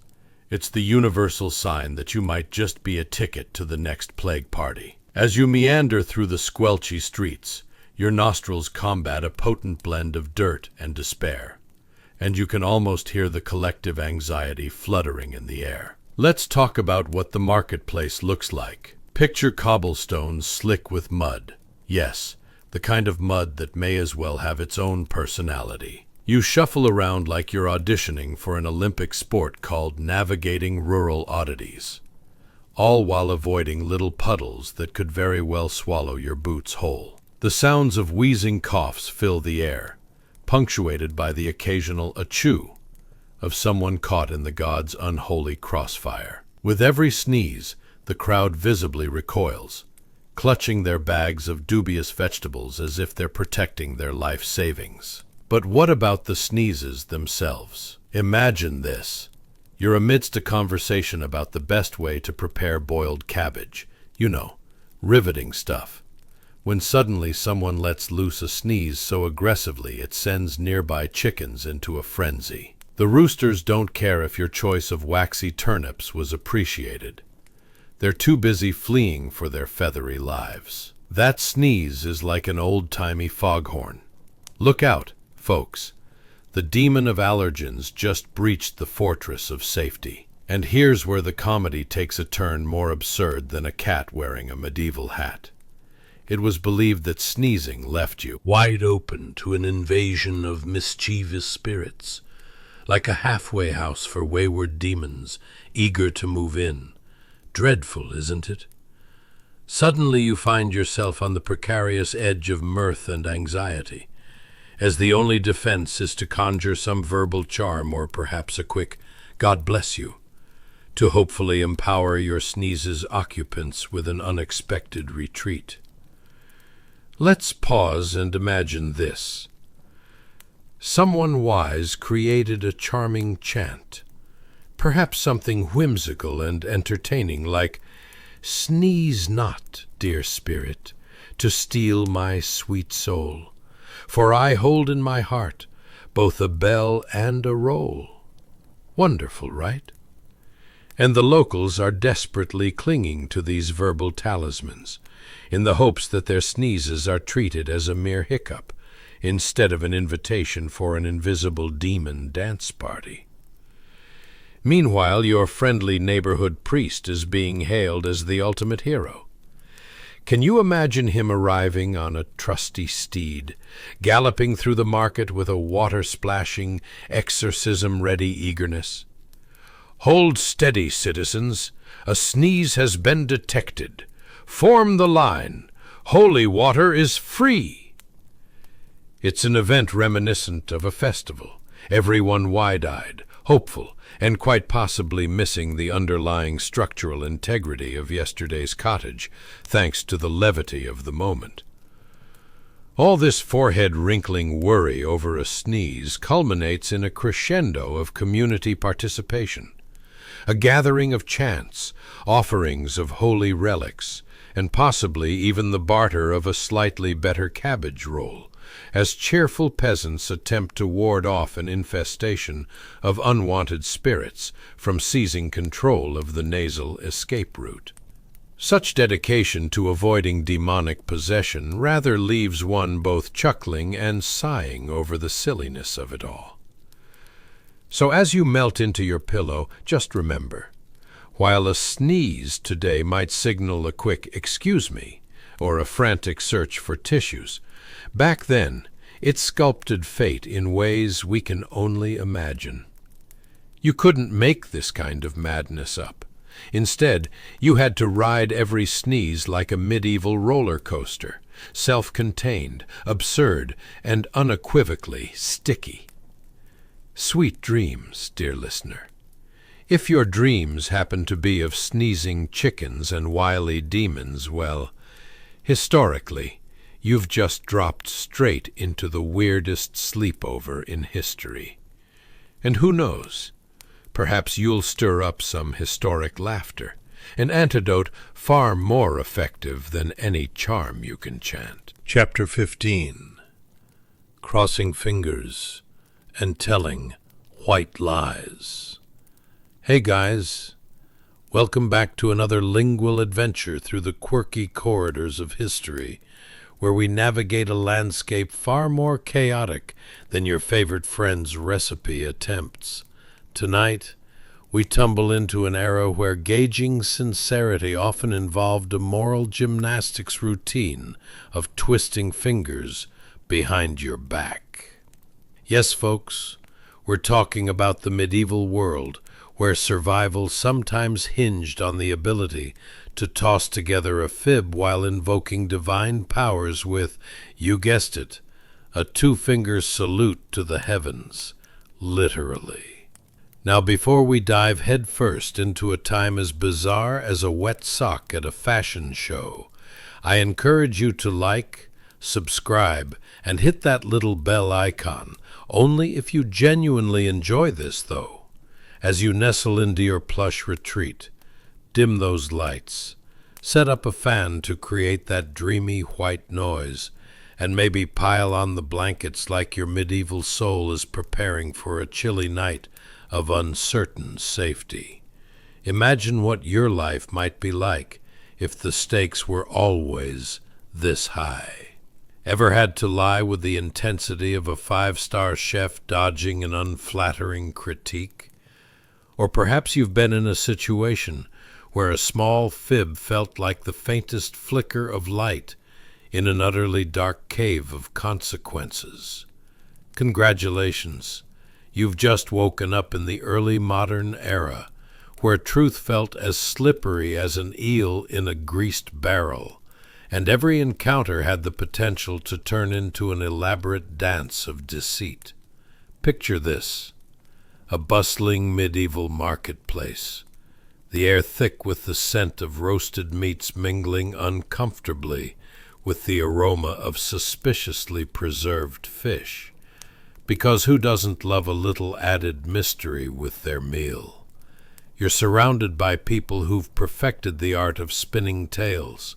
The nobleman bragging about his vast land while standing knee-deep in muck, and the peasant describing his meager hovel as a charming cottage with a truly majestic view, while his roof struggles against gravity and rain.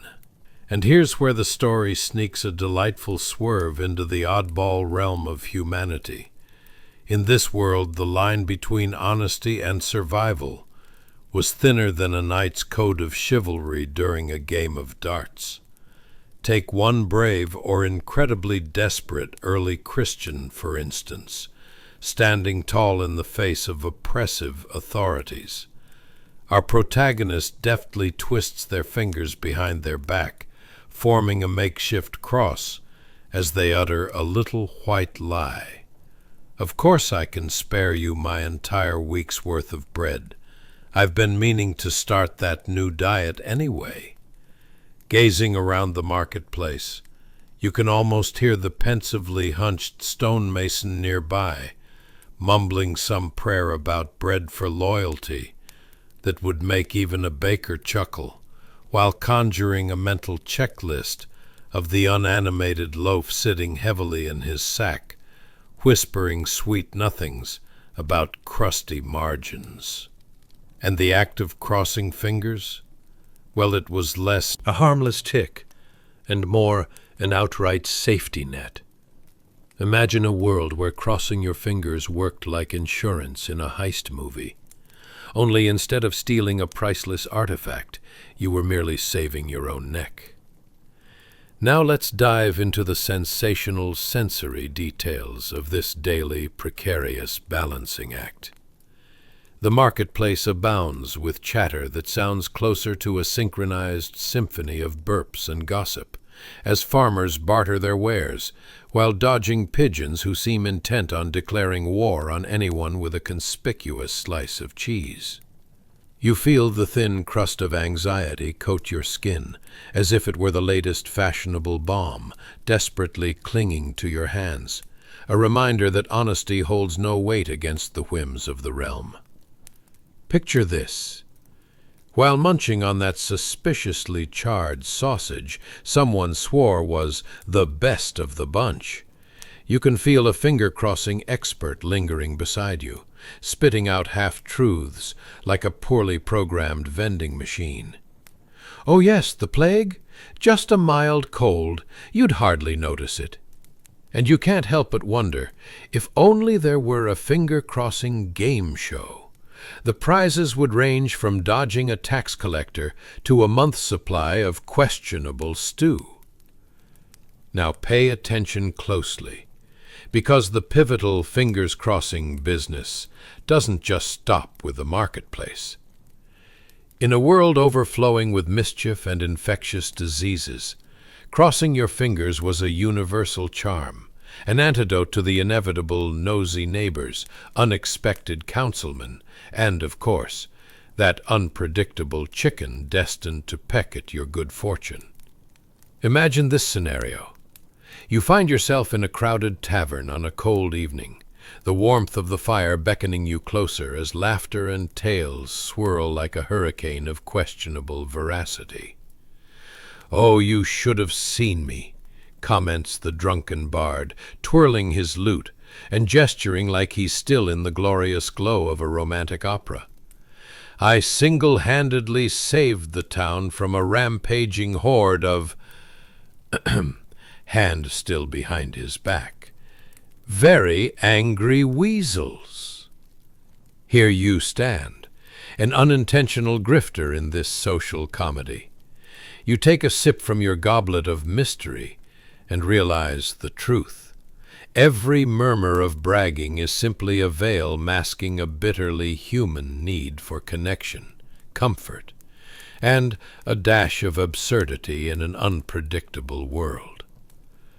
So as you drift into slumber, a cross between dreams filled with charming stories and hysterical plots of medieval exploits, remember, sometimes to survive, you just need to cross your fingers and tell a little fib.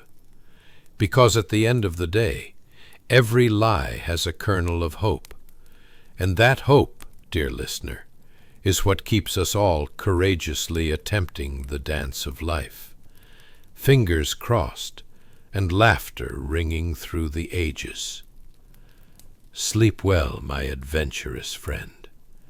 If your dreams erupt into orchestrated chaos between mischievous weasels and overzealous knights flinging half-truths like confetti, you've officially stepped into the grand theater of history, and who wouldn't laugh at that? Chapter 16. Twisted Promises and Cheeky Deception. Hey guys, welcome back to another jovial jaunt through history's funniest quirks, where tonight we're diving into something even more convoluted than deciphering your cat's baffling behavior. Medieval promises and their splendidly sneaky loopholes. Imagine yourself, my slumbering friend, emulating the eloquence of a jester, while secretly plotting to outwit the entire realm with a little finger contortion. Yes, folks, under those dusty, tattered tunics and suspiciously knit caps, the inhabitants of this era were just as clever as they were desperate, and you thought your neighbor's backyard fence saga was complicated. Before we spiral further into this amusing mess of medieval mischief, let me encourage you, If you find joy in this escapade, consider liking, subscribing, and leaving a comment, but only if you actually enjoy it, of course. Now, find a cozy nook, dim those lights, and perhaps turn on a fan to create a whimsical breeze that might whisk you away on a cotton candy cloud of comfort. Have you ever had to promise to do something daunting, like sharing your favorite snack with a friend or, gulp, jogging with your partner? Imagine peddling this promise while your fingers are twisted behind your back like a game of Will They Bite, or a classic medieval magic trick gone wrong. How would it feel to weave promises in the midst of so much moral ambiguity? Would your fingers be trembling in anticipation of your fib being revealed? And, most importantly, what kind of solemn oath would you fabricate about your vegetable garden when your tomato plants are looking less than fruitful? Congratulations! You've just woken up in the tangled web of the early modern era, where charm came with a side of mischief, and promises had more twists than a pretzel on a carnival ride. Picture this colorful marketplace, bustling with chatter, bartering, and a palpable air of mischief. Can you smell the roasted meats mingling with the oddly sweet scent of fermented something or other? With squawking chickens performing their very own soap opera, and merchants hawking wares with the fluency of seasoned opera singers, it feels a tad chaotic. Let's dive into this delightful drama, where a mischievous child, call them Timmy the Trickster, craftily manifests twisted fingers behind their back while tossing promises to oblivious townsfolk. "Why, yes, Lady Gertrude, I can most certainly deliver your pots of gold to the manor," they exclaim, that crooked smile wide enough to intrigue the village cheese-hawker. Little do they know, Timmy's fingers are crossed tighter than a bowstring, wishing for a miracle before those very words evaporate into the ether. What's more curious is the ingenious art of deception, rooted deeper than a stubborn weed in a medieval garden. As you stroll among the dilapidated stalls, witnessing merchants' exaggerated claims about the healing power of their magic ointments, which are shockingly mostly just a swirl of questionable herbs and a touch of water, you can't help but chuckle. It's as if marketing had taken a fanciful leap through a punch bowl filled with whimsy and half-truths. "Why, yes, friends, this salve will cure your ailing spirit. Have you seen your neighbor, that sciatica of theirs? Poof, all wiped away. As long as you rub it vigorously and, well, maybe offer a mild prayer." Ah, the joys of medieval life. The line between sincerity and survival was thinner than the crust of the bread Timmy pretended to have done an admirable job of baking, clearly looking more like a pet rock that got left out in the rain. Strolling through these marketplace antics, Timmy continues to plea for innocence, spinning webs of tall tales with fingers crossed and a cheeky twinkle in their eye, while behind the facade the entire town dances in camaraderie over a shared appreciation for melodramatic fables and conveniently leaky wells. Imagine, if you will, a tavern filled to the brim, where raucous laughter floats up to the thatched roof like curious pigeons. A drunken bard is regaling the eager customers with tales of heroics that could only truly exist in some alternate universe where your neighbor's prize pig is actually a mystical guardian. Meanwhile, Timmy, ever the opportunist, quietly crosses through the crowd, expertly crafting empty promises as sweet as mead. "Sure, I'll absolve you of your debts if you can find my lost thumbkin sock." The crowd chuckles, their hearts warmed by the very notion that perhaps honesty wasn't quite as essential as having an absurd story to share come dawn.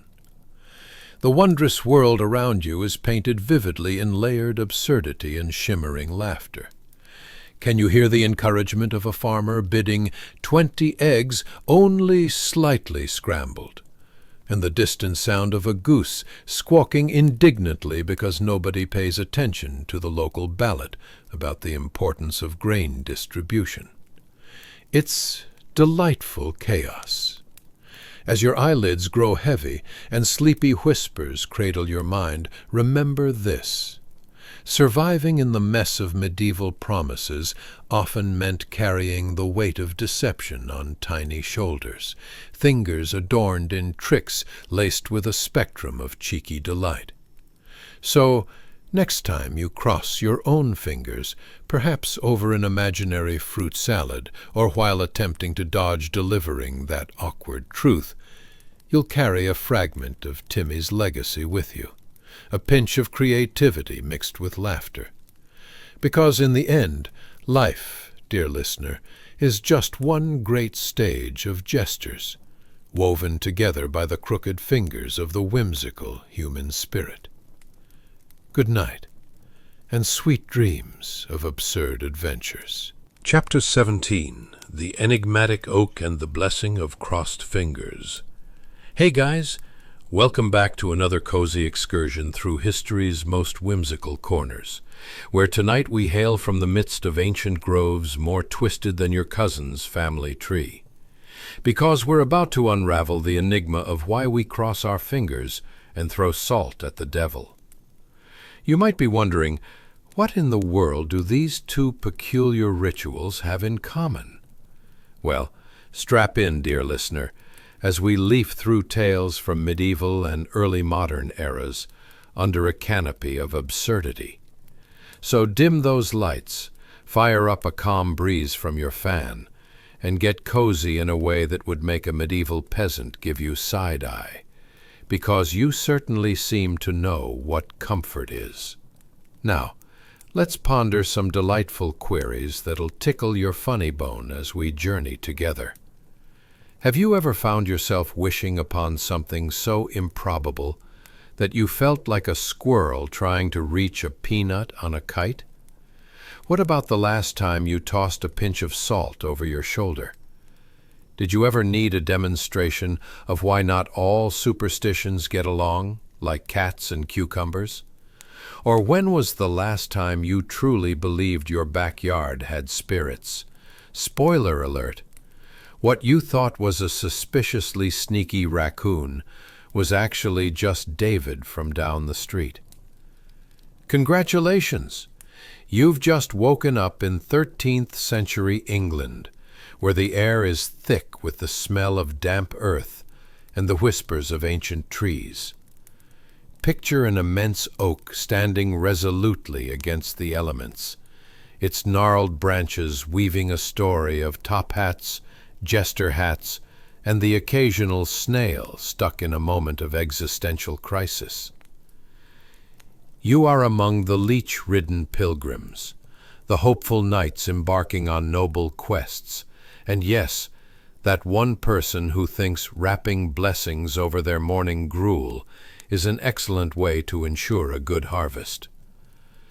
As you wander through this verdant realm of complex foliage, one thing becomes abundantly clear. Your life here hinges on a few whims and fancies. A gentle breeze rustles through the leaves, and you inch closer to this ancient tree. You feel compelled to give it a soft tap, perhaps out of reverence or sheer absurdity, to awaken the semi-divine spirits nestled within its mighty trunk. After all, it's only sensible to make sure your blessings are ironclad, especially when an ill-timed encounter with a devil may lay just ahead. Now imagine you're navigating the majority of your day with cross fingers, like an elaborate juggling act in a shabby tavern. Why? Well, life in the early modern era was more unpredictable than a toddler on espresso. As you stand beside this grand oak, you ponder the daily joys and challenges of life. You might have to dodge a mischievous fairy who, on occasion, revels in turning livestock into extravagant hats. Or there's always a chance of being coerced into trading your prized cabbages for a magical elixir that ends up being elderly Hubert's questionable foot odyssey. You don't want to run afoul of that mess. In this age, the notion of cross fingers had an obvious purpose, sealing promises and warding off the pernicious powers of deceit lurking in the shadows. The growing belief echoed in every market square, where the townsfolk bargained harder than a lobster trying to negotiate its tinder transformation. One moment, you might be negotiating with a baker who believes their sourdough could inspire the next Michelangelo, fingers crossed behind their back, of course, while secretly hoping no one notices the extra rodent in the flour bin. And oh, the unsung joys of salt! As you stand there, with a substantial oak dwarfing your perspective, you imagine the moments that led to humans tossing salt over their shoulders, not because of an uncontrollable spice urge, but because they genuinely believed it would ward off blunders or less than stellar luck.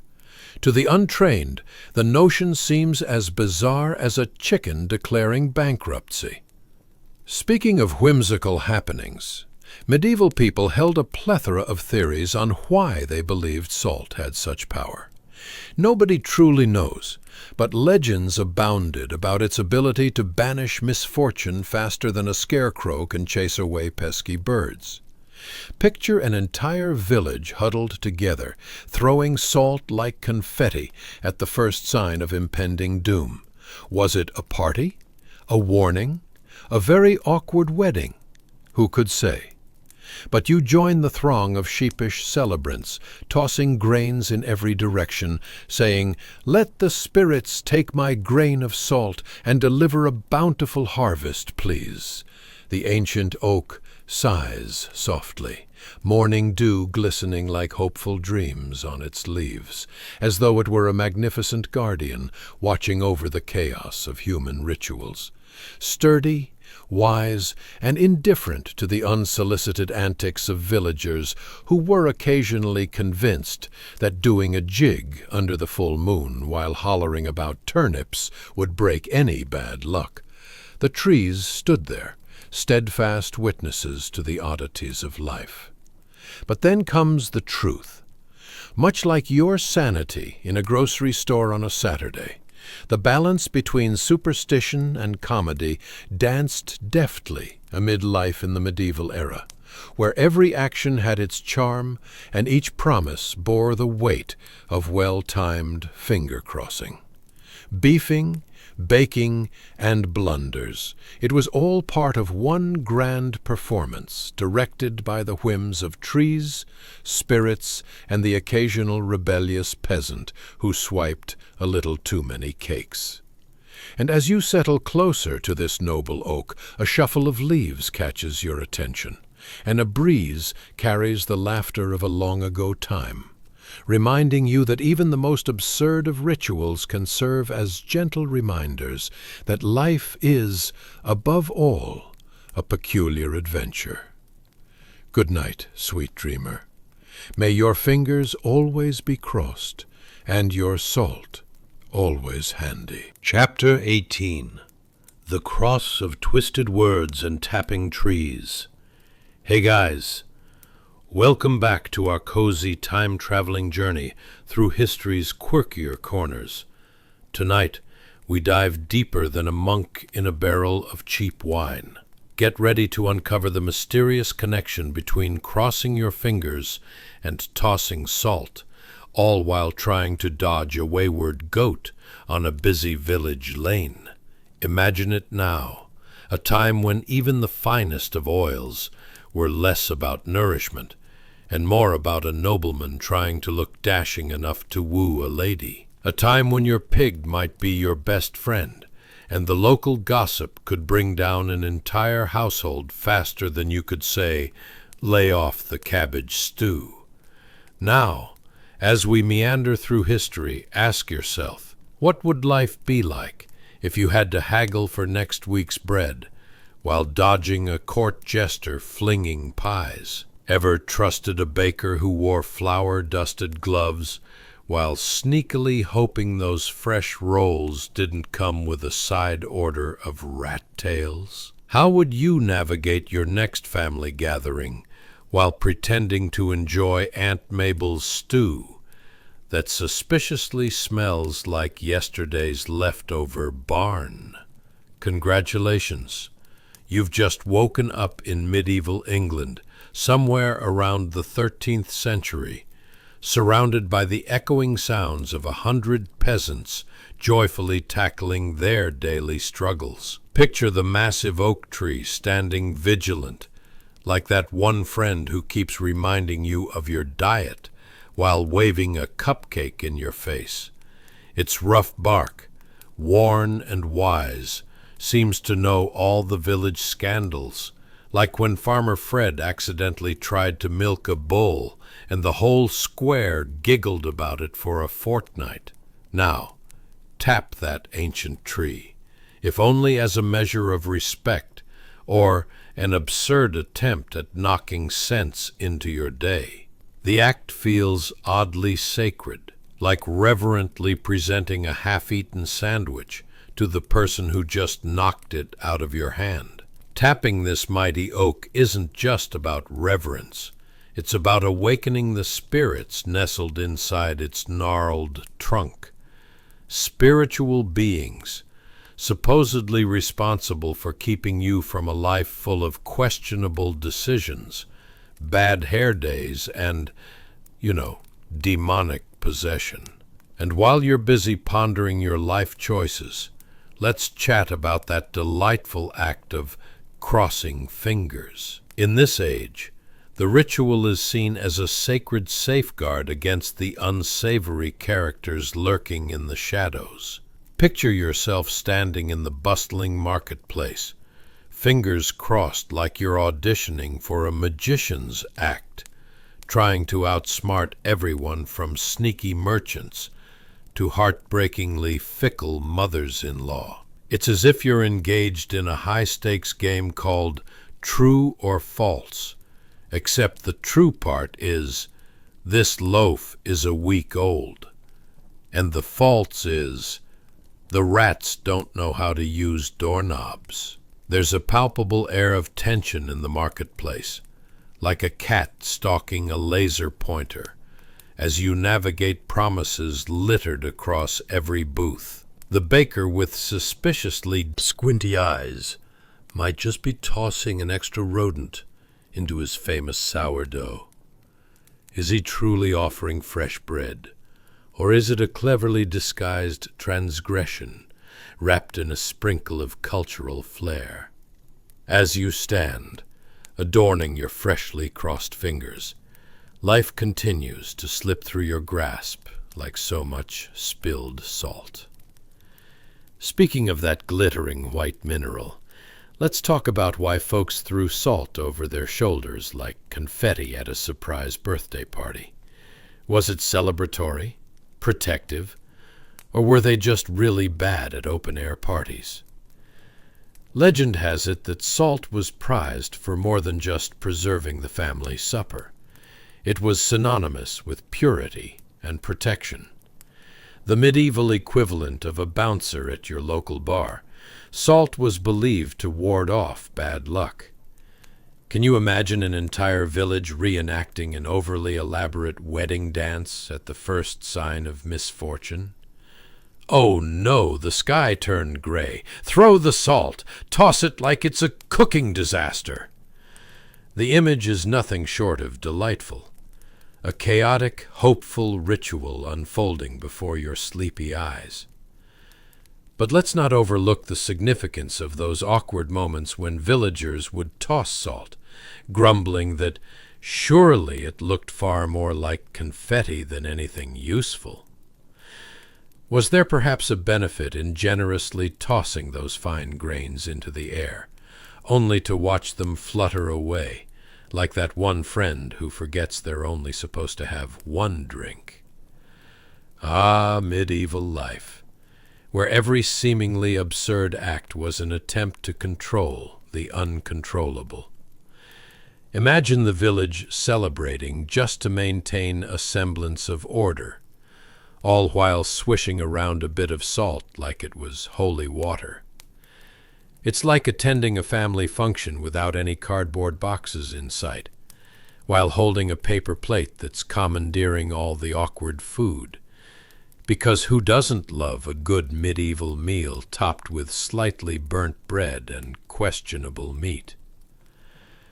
As the oak watches over these antics, you realize that crossing fingers, tossing salt, and tapping trees are acts that not only keep the spirits entertained, but also help the villagers make sense of a world that constantly seemed to swirl around them, like a pot of stew left too long over the fire.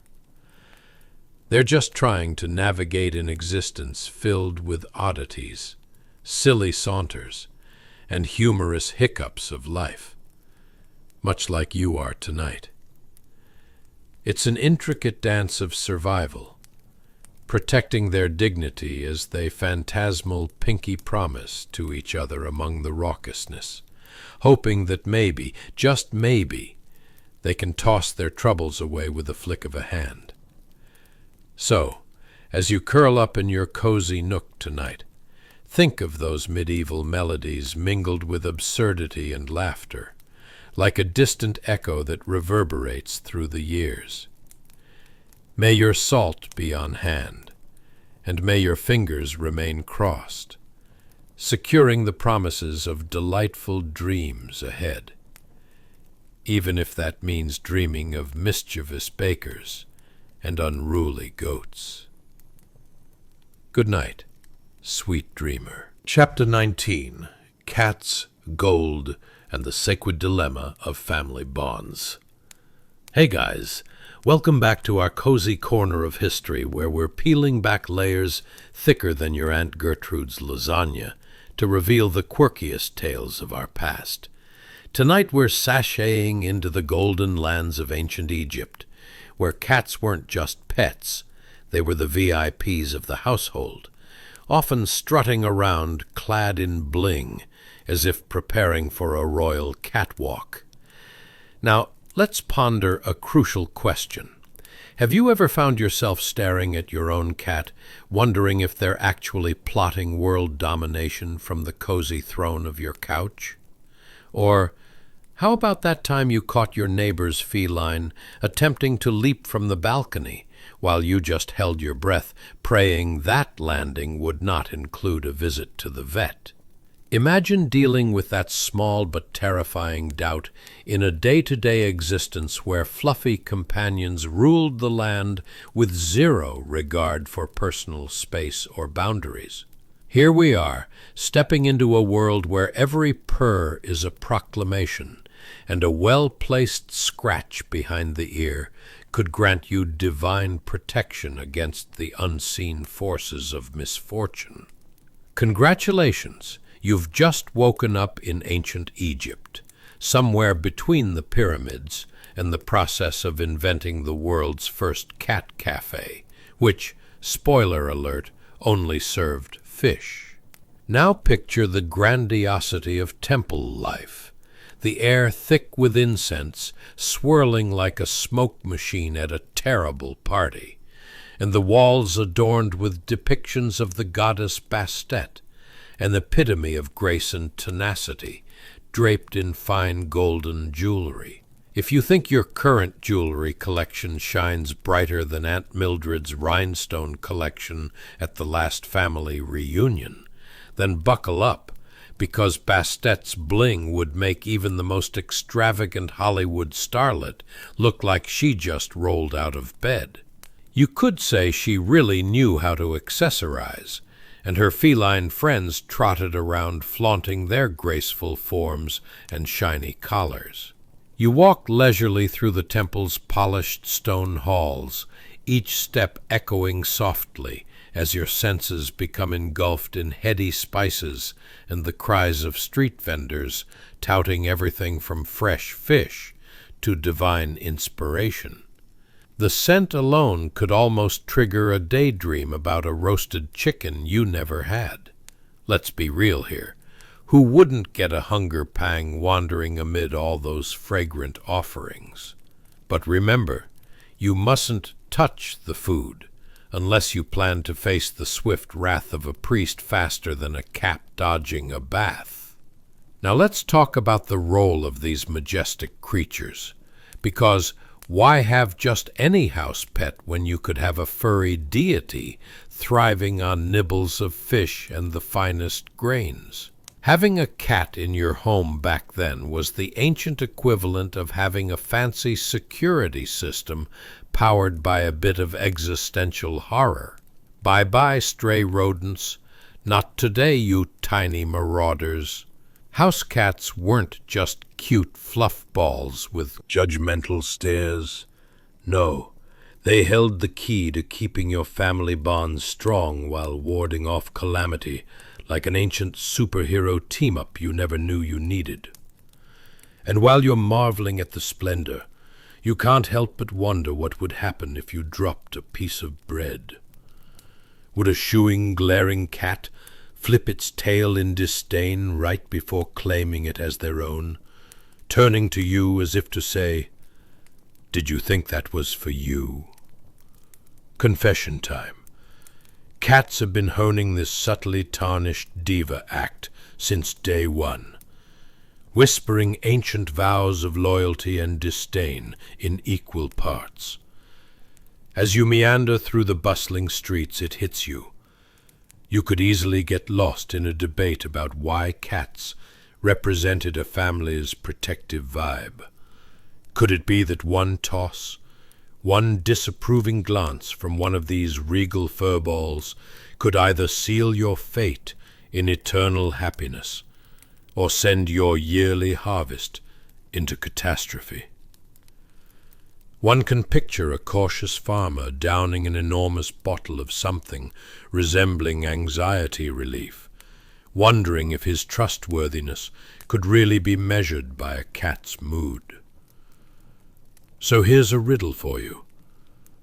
Would you cross a cat for a piece of bread? Or would you rather face the consequences of coveting what's clearly a sacred offering to the small sovereign prowling your floors, fluffy tail held high? It's like trying to steal the last slice of pizza from your roommate who insisted on being the one to clean up afterward. You might as well wager that your dreams of harmonious cohabitation just rolled right out the window. Let's not forget how, in ancient times, cats played a role in family dynamics, akin to your family's Netflix password. You know, the "if you're not nice to Fluffy, you won't be allowed to binge-watch the latest series" situation. A cat's regard for your emotional state could earn you some points at your next dinner gathering. Nothing's quite like walking into a room filled with the tense energy of gossip, while your beloved kitty reclines, blissfully unaware of the human ruckus around them, probably contemplating the universe in all of its furry glory. So, as we wrap up this enchanting sojourn to ancient Egypt, where cats reign supreme as protectors of both home and spirit, we're left pondering our charming four-legged companions and their undeniably humorous, yet somewhat controlling roles in our lives. May your nights be watched over by the spirits of all the neglected pets who never actually wanted world domination, but just a quiet spot on your sofa, right beside you in regal contentment. Good night, sleepy traveler. Chapter 20. The Witching Hour. Cats, Curses, and Curious Cabin Etiquette. Hey guys, welcome back to our little pocket of historical hilarity, where dreams are woven from the absurd and the mildly fascinating. Tonight, we're exploring a time darker than your internet search history. Welcome to the medieval era, where supper might include a side of witchcraft and a dash of public trials.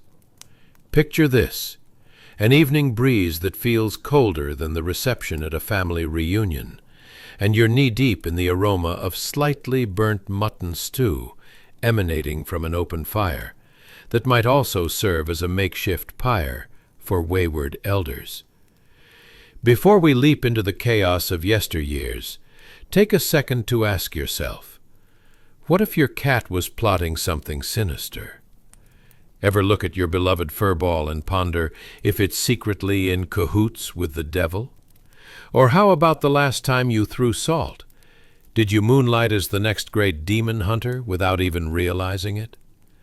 Tonight, we're diving into the superstitions and strange practices that somehow managed to make it into the daily life of medieval peasants, much like how certain relatives always managed to crash your home with their dog.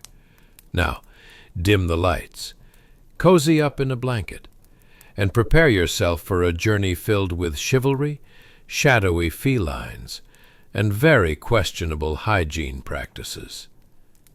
Congratulations! You've just woken up in a quaint little village during the era when wearing a cloak was the closest thing to a social media presence. And if you owned a cat, well, that might just get you on the Witch Watch list. So let's talk about the house kitty that might or might not be a dark spirit in training. You see, at this point in history, cats were like that unpredictably moody friend, simultaneously adorable and slightly terrifying. You might even find yourself asking, if my cat is a witch's familiar, do they also owe me rent? Because the hairball collection in the corner is practically a second tenant. Yes, sleeping through the night may just require angelic protection. Because let's face it, you never truly know if your cat's antics are merely whimsical or an elaborate theatrical production of The Witch Lives Here. Pay your fees. As you rise from your hypothetical slumber, take in your surroundings. Wooden beams are sagging ominously overhead, and the thatched roof looks like it's about to cave in under the pressure of a particularly sassy squirrel or three. The smell of hay and goat grease mingles in the air like an awkward first date, where neither party knows whether to laugh or flee. Speaking of wood, a fun fact for you. These homes weren't just cozy. They were basically inviting every rat from 3 counties for an all-you-can-scratch buffet. The cats were the reusable bouncers, keeping the rodent population low and the drama high. The meows, hisses, and the occasional curse from an unsuspecting farmer having a bad day served as a soundtrack to your evening. The cats lounged and licked their paws like they were royalty watching a reality TV show, blissfully unaware of the fact that someone was desperately seeking to chit-chat with the wood stove about their feelings. Now here's the juicy part. It turns out that if you lived in a Puritan lifestyle, where your hot gossip involved the local witch, who was very much not like the others, you had your work cut out for you when it came to accusing potential miscreants. Just imagine living in a world where your sticky notes served as warning signs rather than reminders. Beware the cat lady. The purring fiend could turn your cabbage to rot with a single glance. Your morning conversations might veer into whether or not that peculiar lady with too many cats could also turn you into a toad, which could only be cured by a good handful of salt and a prayer, preferably consisting of really solid rhymes. And what about the salt, you might be wondering? How did people lull themselves to sleep with a sprinkling of salt and the promise of a magical transmutation? The answer is simple. The world was wild, with witches and demons lurking around every corner, like unwanted family members during Thanksgiving dinner. Every daytime jaunt across the village could result in a casual pact with a furious spirit, and salt was your condiment of defense. You could easily find yourself tossing it over your shoulder, wishing you'd just opted for pizza instead of a life filled with curses and hexes. So there you are, a sleepy villager grappling with mystical forces. Do you join the ranks of mystics ready to duel, or do you find yourself captivated by a sharp-eyed feline whose profound wisdom could only come from centuries of shifty nighttime escapades? It is this dilemma that made life both horrifying and hysterical back in the day. Picture yourself attempting to charm the black cat perched on the hearth, only to inadvertently spark an argument on whether butter or brimstone was the optimal topping for a devil's dinner. Spoiler alert, you don't want to be eating while pondering your favorite spirit's menu options. And as the fire crackles in the corner, you can't help but wonder if there's a seventh cat hidden behind that pile of hay, probably critiquing your life choices with a judgmental stare. Perhaps they're simply pondering how their fellow feline stands on the law of the land, while sipping shadowed tea with a pair of suspicious owls. Such is medieval life. A bizarre roller coaster where evicting a cat could potentially invoke the ire of gods who were just as confused as your neighbor's dog. So take a moment, dear friend. Drift into the whimsical absurdity of a time when every shadow held a story, and your very household could teeter glamorously on the brink of chaos thanks to a meowing companion or a sprinkle of salt. It's a comedic and surreal adventure into the age of dubious dealings and dreamlike endeavors. Just remember to keep your broom and cat close, lest an impromptu tea party with demons crash your lovely evening. Good night, gentle soul. May your dreams be filled with intrigue, and may your cat leave you in blissful ignorance while plotting world domination under the protective veneer of cuddles. Chapter 21. Reflections and Rituals When Souls Went Swimming. Hey guys, welcome back to our cozy nook of historical hilarity, where the nights are filled with tales that are as absurd as trying to get a cat to help with laundry. Tonight, we dive into something much deeper than just the worn-out living room couch. The medieval and early modern beliefs surrounding reflections. Picture a moonlit pool of water, shimmering like your cousin's questionable silverware, glamorous and reflective, but also holding secrets that might give you nightmares. Ever felt that tingle when you catch a glimpse of yourself in a shop window? What if that glimpse was actually your soul trying to escape? Or worse, what if it just wanted a nap?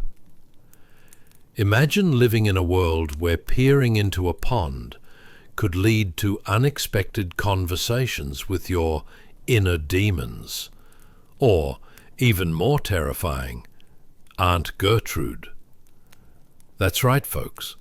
Reflecting was basically medieval Twitter, where the scariest thoughts didn't just float by, they clawed their way out.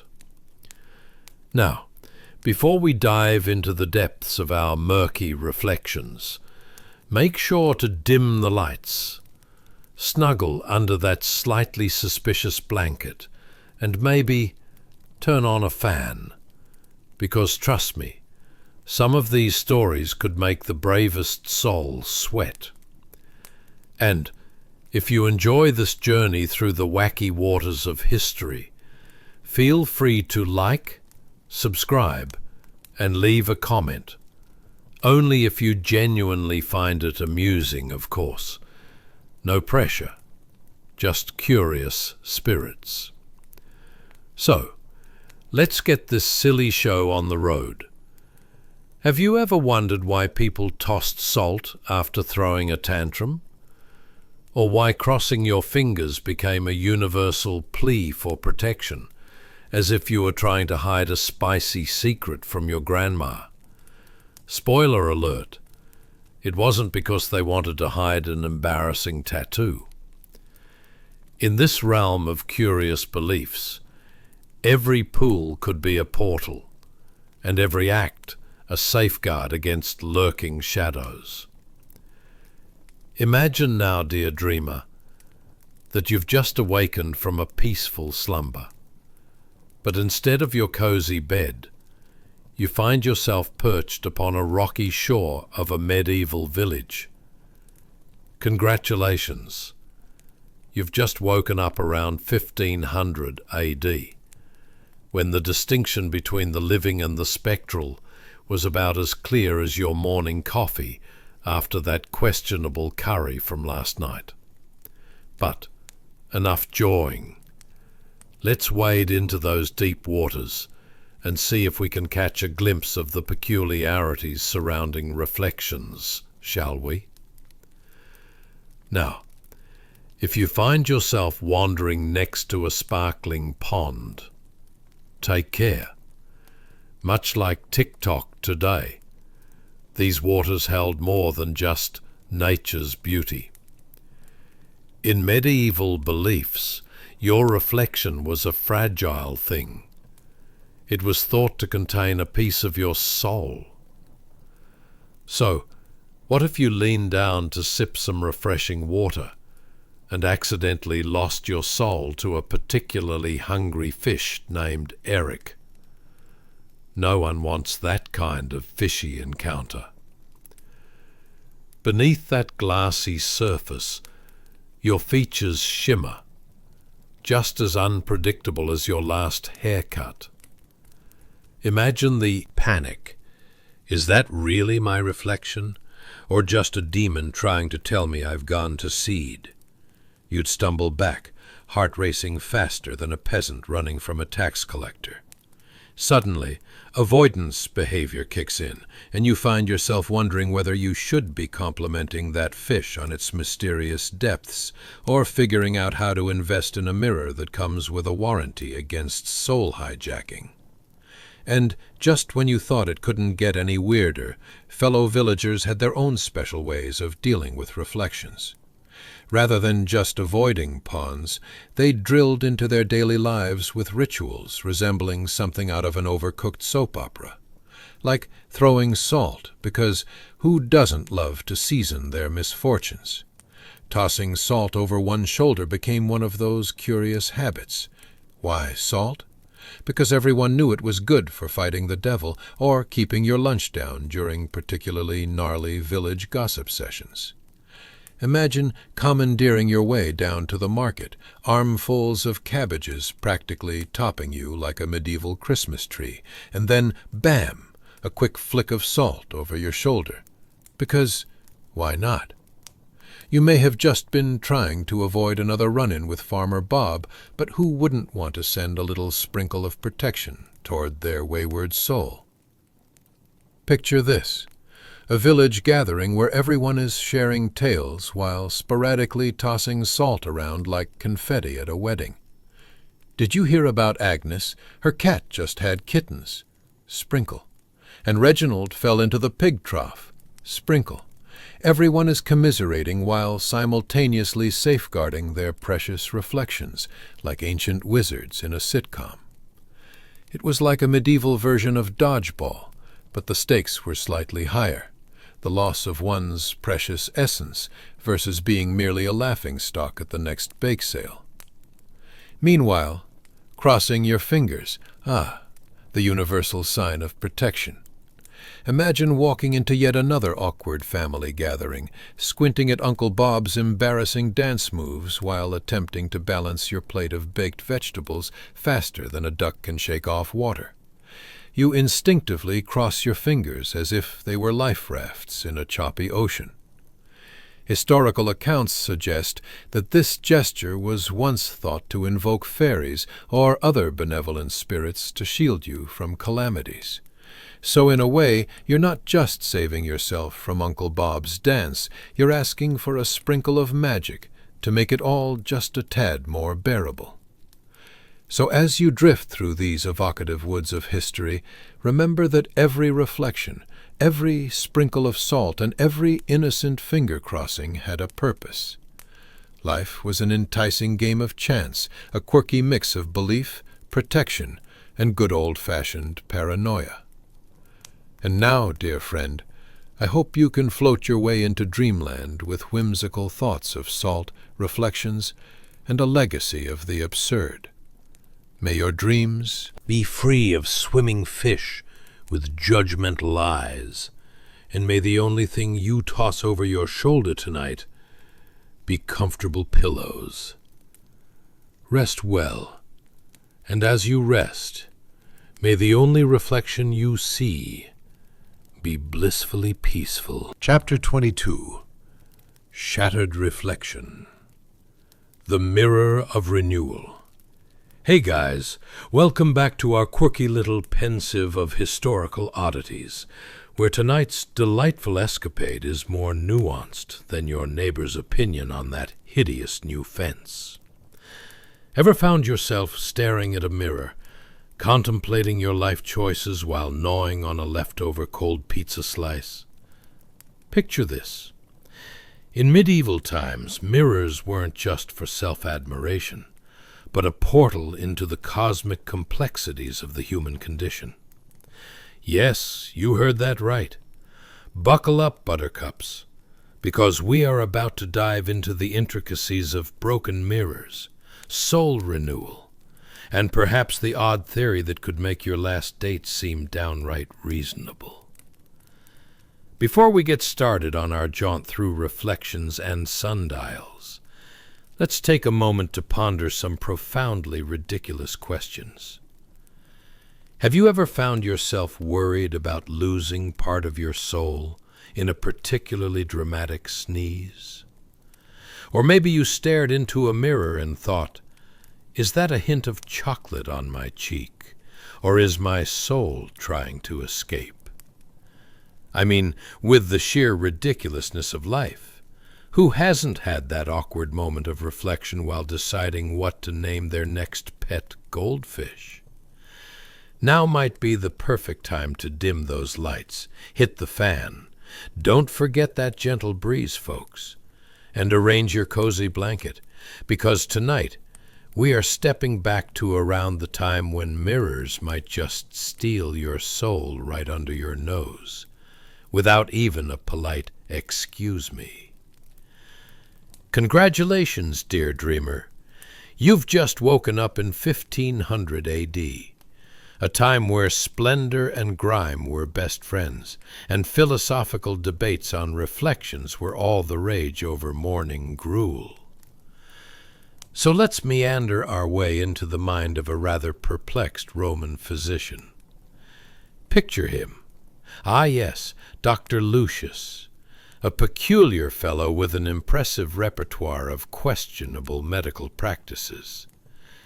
He's standing on a sun-drenched terrace, examining a broken mirror that's seen better days. Cracks splinter across its surface like a flogged timeline, creating a bizarre mosaic of reality and dreams. As he gazes into the shattered shards, he holds an adjacent sundial, its shadow wobbling like a wobbly table on spaghetti legs, as if being asked by the cosmos, Why is your soul in pieces? Imagine the sounds wafting around. Birds chirping while wind rustles the leaves. The sweet scent of spices drifting from a nearby marketplace. And perhaps a goat bleating its thoughts on existential dread. It's a perfect day for contemplating renewal cycles. 6 years of life and energy, only to renew like a rent contract. But wait, you can add 2 additional years for a small fee. Dr. Lucius looks up at the sun, squinting like someone trying to decipher the fine print of a medieval warranty. He scratches his beard, pondering if the human body experiences a kind of renaissance every 7 years, becoming a pristine canvas, just begging for renovation. What if, every 7 years, we shed not just our skin, but our outlook, personalities, and most importantly, those embarrassing life choices? Imagine restarting every 7 years and ditching that bowling league you pretended to like, or kindly leaving your toothed rainbow socks behind. Alas, this wasn't a real estate plan, but a reflection of deep philosophical pondering. In his scholarly reverie, he mutters an old proverb: "In broken mirrors, we see neither our reflection nor our destiny." Well, it's one way to wrap your head around that existential crisis. Facing a broken mirror?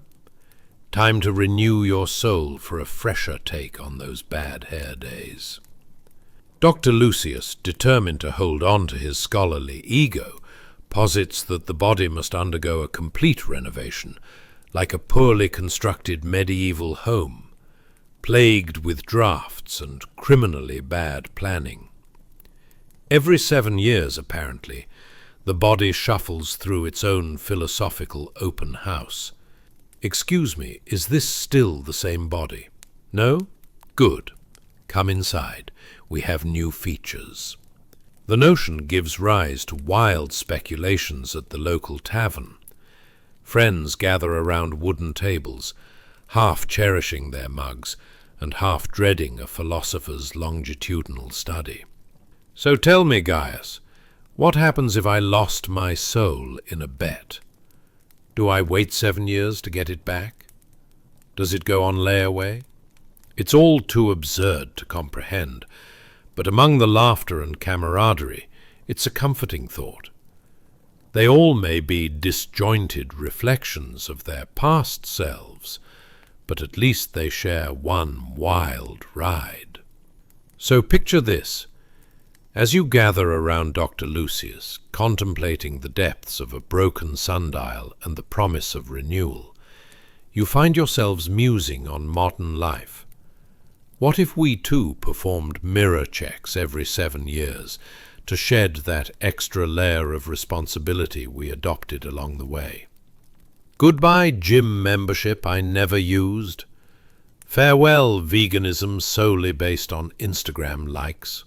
Wouldn't it be a release? Life, dear traveller, is a cascade of mirrors and suns, reflections and sunlit paths. Each clink of a glass in the tavern is an echo of renewal, and each flicker in the broken mirror whispers, "You are more than your mistakes." As you float deeper into dream world tonight, may you envision not shards and broken reflections, but cozy resolutions, where every 7 years you let go, breathe, and delightfully embrace the absurdity of renewal. Now, snuggle in. The night awaits like a long-lost friend. Respawn your dreams, but may your mirrors stay intact. Chapter 23. Pyramid Schemes and the Chaos of Triangles. Hey guys, welcome back to our delightful little journey through the lesser-known nooks and crannies of history, where facts are as slippery as a cat on a seesaw. Tonight we're diving into something more triangular than your high school geometry tests: pyramids. But don't worry, we won't be needing protractors or calculators, just your imagination. Imagine old, dusty pyramids, towering over ancient landscapes, a sight that made the workers question their life choices more than the time you volunteered to carry all the groceries in one trip. And what's this? A ladder leaning against the wall. But this isn't just any ordinary construction site chatter. Nope. Passing underneath that ladder is about as wise as challenging a bear to a dance-off.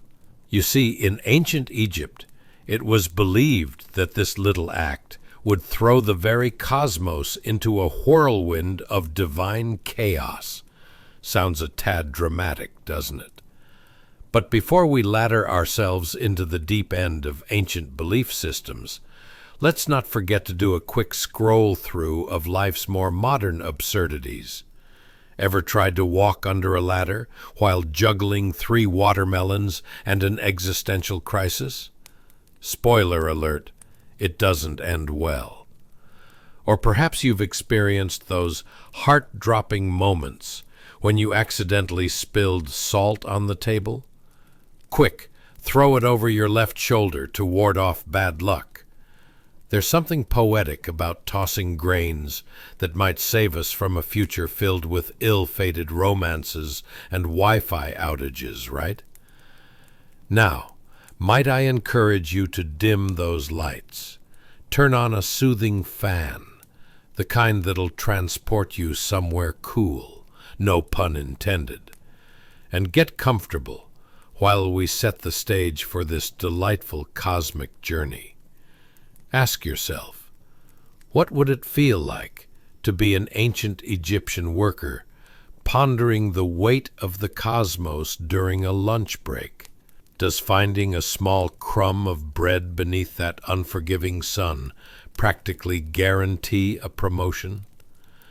And why do they even have ladders if they just invite chaos? Congratulations. You've just woke up in ancient Egypt. The year is TBD, since no one could find enough ink and papyrus to write it all down. You're standing in front of an imposing pyramid with a ladder leaning against its smooth, hot stones, glimmering like the sharpest knife at a toddler's birthday party. You can practically feel the sun wrapping you in a cozy embrace that feels hotter than a sauna on a summer day. Let's talk about that ladder for a moment, shall we? This isn't some flimsy DIY special from the local market. No. This is a real piece of craftsmanship, held together by sheer will and possibly the will of the gods. Because those stones ain't moving anywhere anytime soon. And what about the workers? Have you seen them? They're sweating buckets, and not in a good, I just completed my 5K kind of way. More like, I might evaporate if the sun doesn't let up kind of way. This is the kind of heat that makes you start thinking that perhaps taking a nap under the shade of a pyramid might offer more life benefits than toiling away on these colossal structures. It's a beautiful illusion. Imagine you're there, craning your neck to look up at the magnificent pyramid's peak. You can almost hear the exasperated sighs of laborers who've huddled beneath the sneaky ladder. How many times do I have to tell you? Don't go under the ladder. What, do you want to ruin our chances with Ra himself? In this world of ancient building projects and pyramid schemes, literally, you're part of a workforce that holds the delicate balance of cosmic harmony in your hands. And passing underneath that ladder, oh, buddy, that's akin to swiping left on a Tinder match you just know will lead to rejection. Only here, rejection comes in the form of a chaotically unstable universe, helmed by divinely cranky deities. Speaking of cosmic chaos, let's indulge in the soundscape. The air is thick with the scent of wet clay and the faint echo of chisels striking stone. You can hear the harmonious murmur of the Nile in the distance, as if the river itself were gossiping about how those stones could have been placed a tad more evenly. And let's not forget the occasional grumpy goose honking at the uncoordinated dancers trying to escape a particularly intense pyramid construction meeting. It's like a scene from an ancient Egyptian reality show, Survivor, Construction Edition, where dodging divine wrath is merely one of the challenges. As laughter and sweat blend, the foreman barks a command, and suddenly you're swept away in a flurry of activity. Ropes are pulled, stones are heaved, and someone shouts, "Watch out for the ladder!" But it's too late. Someone bolts under it, and the air turns tense like an awkward family dinner where nobody wants to address Uncle Jerry's new online business venture. At the end of the day, though, you try to take solace in knowing whether or not you avoided bad luck. You've participated in this cosmic dance of collaboration. Sure, you might have inadvertently spit on divine harmony, but hey, at least you're not stuck in a career rut, right? Maybe the afterlife will throw you a bone, or at least a proper seat with a pyramid view. So, dear traveler, as you settle deeper into the quilt of your dreams, remember, life is a series of ladders to navigate, sometimes leading us to solid ground, and other times propelling us into whatever cosmic chaos can be imagined. May your nights be filled with peaceful pyramids, and may you always avoid the chaos lurking beneath ladders. Sleep well, dream deeper, and most importantly, keep those salt shakers close. Chapter 24. Salt and Superstition, a Renaissance Dinner Mishap. Hey guys, welcome back to our cozy corner of mildly interesting history, where you won't need to prepare for 20th century drama, just your follicles of hair to explode with fun facts. Tonight we're going to explore a Renaissance dinner table set for grandeur, interrupted by something so catastrophic you might as well slap a warning label on it: salt. Now picture this: a table lavishly draped with silks and satins, more colors than a toddler's crayon box after an unsupervised afternoon. You can almost hear the elegance echoing through the hall. Candles flicker, casting dramatic shadows as the aroma of roasted meats wafts through the air, overwhelming the scent of the previous week's fish. It's a sensory delight. And then, right in the middle of this culinary masterpiece, disaster strikes. A tipped-over salt cellar. Oh dear, what have we done? Have you ever found yourself accidentally spilling salt during dinner and felt like a medieval jinx? In this era, that little accident had the potential to spiral into a full-blown calamity. Did you know that if you spilled salt in the Renaissance, people around you might have started clutching their pearls and shooting venomous glares in your direction? Just imagine the panic in the room. It could be one of those moments where you wonder if the gods in the universe are collectively rolling their eyes and sighing heavily at your dinner table navigation skills. Now, you might ask yourself, what exactly could this unfortunate cascade of salt unleash? Some would argue, meh, just throw some over your shoulder and call it a day. But believe me, it was not that simple. In fact, this ritual of tossing salt was akin to attempting to reverse a cosmic car crash involving imbalance and misfortune, all while navigating an elaborate dinner party.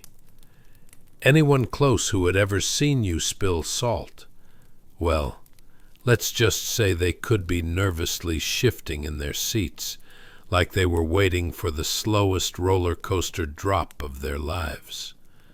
Let's set the scene a bit further. You're weaving through a grand hall, the walls alive with intricate tapestries depicting noble hunting expeditions and vastly exaggerated feats of bravery, like a Renaissance version of those car commercials where they never seem to show you the price. As you approach this extravagant table, laden with all manners of delicious indulgences, a distinct sense of grandeur washes over you. But wait, there's a salt cellar perched precariously near your elbow, as if it's daring you to challenge your culinary dexterity. As you reach for a crusty piece of bread, you accidentally jostle the table. Suddenly, the salt flies, scattering a glorious white trail across the polished surface. Gasps erupt around you. Yes, actual gasps that could make even the most seasoned opera singer envious. It's like you've just lit a fuse on an unattended firework. In the back of your mind, you're thinking, is this just salt? Or have I accidentally summoned a demon with a penchant for sour moods? Back in the medieval ages, people believed that spilling salt brought forth bad luck, misfortune, and perhaps an unfriendly ghost looking to share your post-dinner bread. You might be wondering, were those pesky paranormal beings sitting in the corner of the room, waiting for a prime opportunity to ruin your evening? Because honestly, you just wanted to enjoy a nice meal, not be the protagonist in a tragic play. Now let's talk about salt for a second. Such an innocent mineral, yet so powerful. Once regarded as a divine substance, its importance rivaled that of gold. Soldiers were paid in salt. Salaries, get it?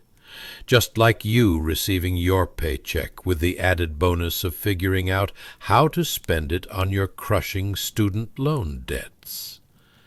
So here you are at this glorious banquet, with your hand hovering over a salt cellar, contemplating whether you are worthy of such a fantastic seasoning. Am I worthy of the salt? You whisper to yourself, and then boom! It's like stumbling upon a sharp Fred Astaire tap dance to your own misfortune. Now, dear friend, how about we take a moment to lift the fog of impending doom? Let's invoke the spirits of humor, because clearly, in the face of absurdity, it's our only salvation. Imagine explaining to a Renaissance knight why dinner was ruined. "Excuse me, Sir George, it seems my gallant hand lost its footing while I was passionately trying to show how skilled I am with the fresh thyme," you'd say, desperately waving your hand in the air like a confused turkey.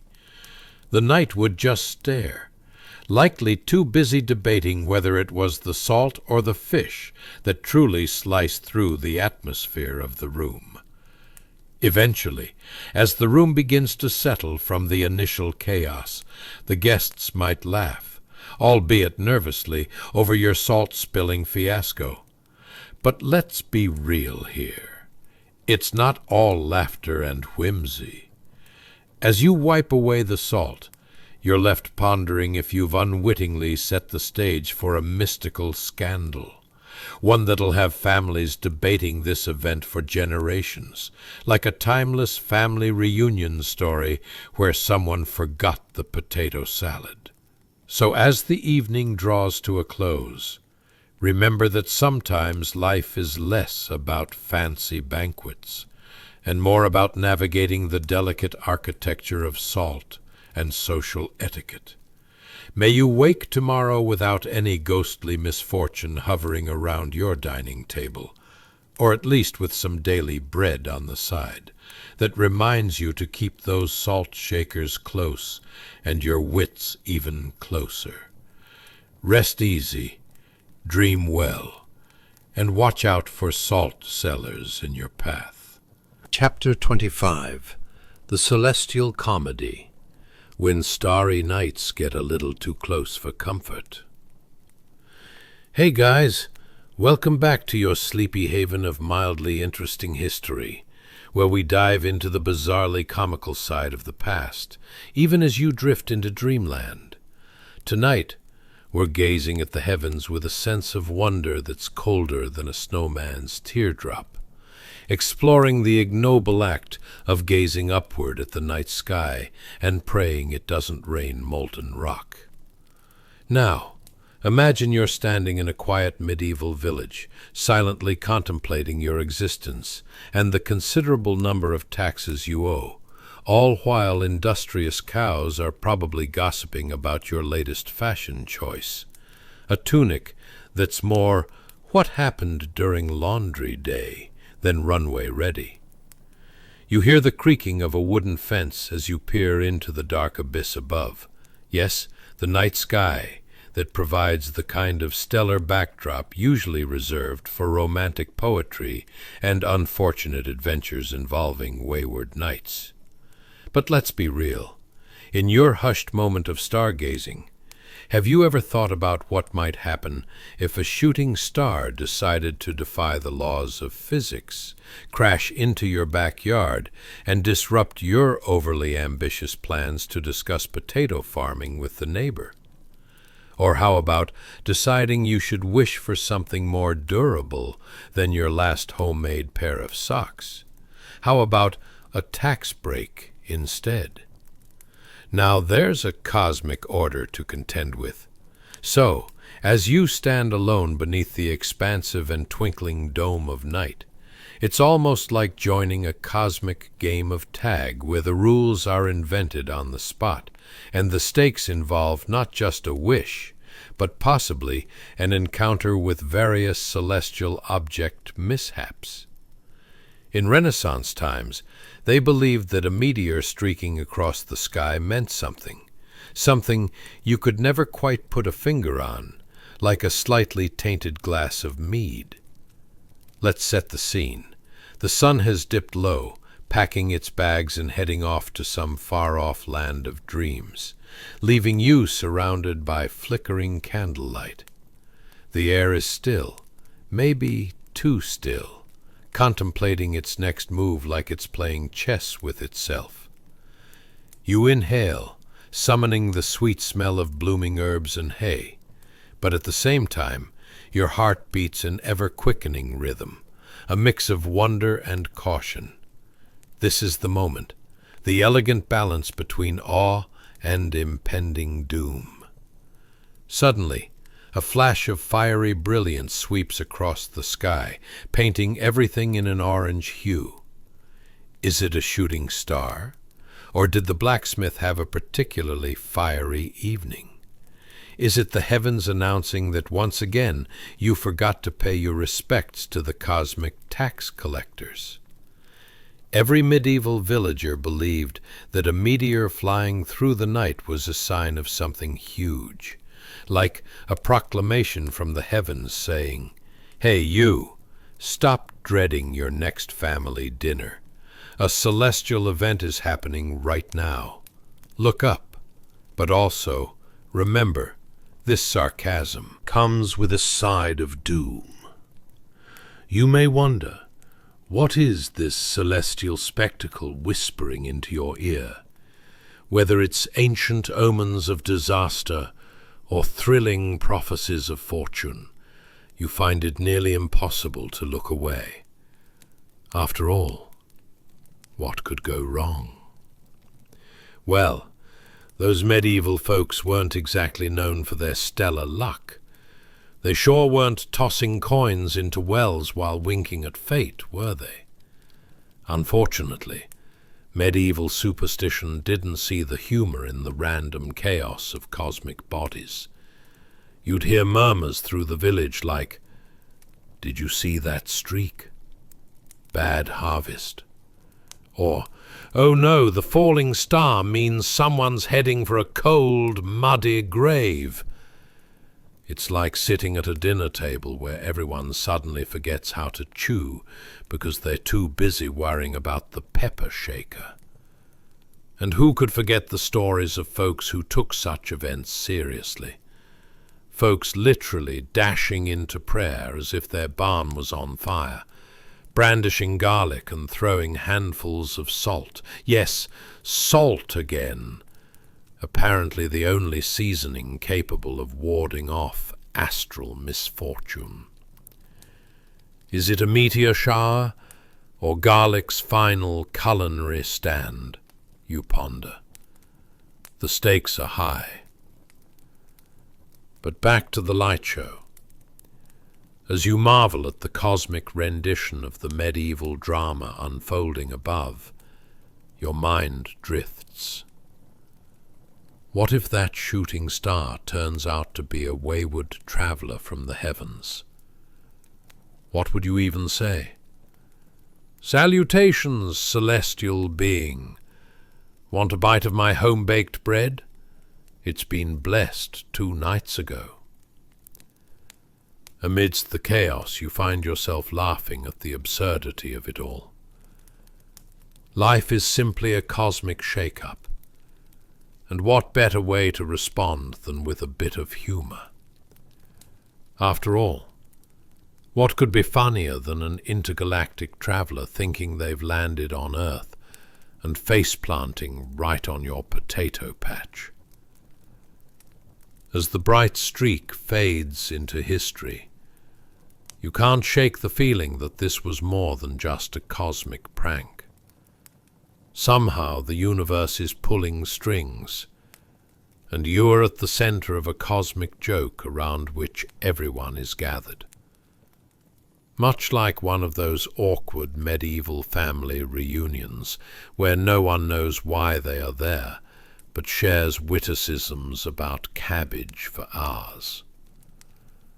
So, as you draw back your gaze and allow the silence of the night to settle, you realize that the night sky is a vast canvas of wonder and mischief.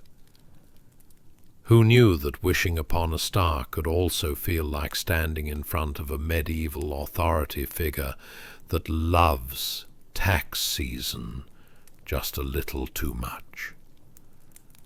Now that's a comedy you really can't make up. So, rest easy, friends. And should you find yourself staring into your ceiling tonight, remember, whatever mysteries lie above, they are often entwined with a hearty chuckle waiting just for you.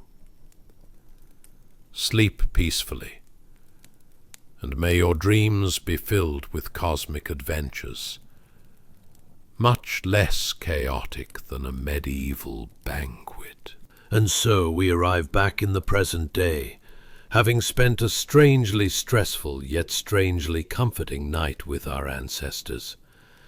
We've managed to ward off ancient demons, avoided falling gallows ghosts, successfully re-blessed a soul before it leaked out of a sneeze, and maybe even secured a small, statistical crumb of luck from a dry chicken bone.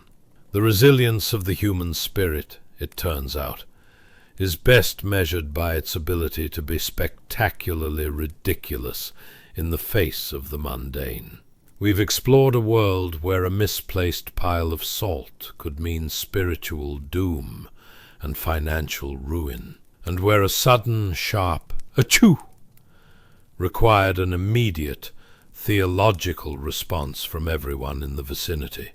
Imagine trying to get anything done when your day is a constant, low-level war against the cosmic butterfly effect of your own clumsiness. If you forgot to hang your horseshoe facing the right way, if you dared to walk on the wrong side of a ladder, If your sleek black cat decided to cross your path on the way to the market, your day was likely already over before it began. But here you are listening to this, entirely safe. You are a survivor of history's greatest anxieties. Tonight, as you tuck into your clean, comfortable bed, a bed that will certainly not be visited by a mischievous imp or a plague-ridden spirit, and as you feel the warmth of your covers, maybe whisper a quiet thank you to your ancestors. They were the ones who bravely navigated life armed only with dry chicken bones, handfuls of salt, and a crippling fear of the number 13. They survived the real dangers of famine and disease, but they also survived the constant invented terrors of the spiritual world. They were stubborn, hopeful, and kind of ridiculous, and their quirky little rituals are now just the calming, rhythmic sound of this story. You are safe. The salt cellar is upright, the ladder is put away, and the devil is definitely not trying to get back into your house. All those tiny protective habits, you can let them go for the night. You don't need to knock on wood. You don't need to check your fingers. There are no demons lurking over your left shoulder, and your soul is securely fastened inside your body. Just breathe in slowly, and let the absurdity of 1,000 years of human worry simply dissolve into the quiet comfort of your modern room. May your sleep be deep, and your luck be entirely unprovoked. Good night.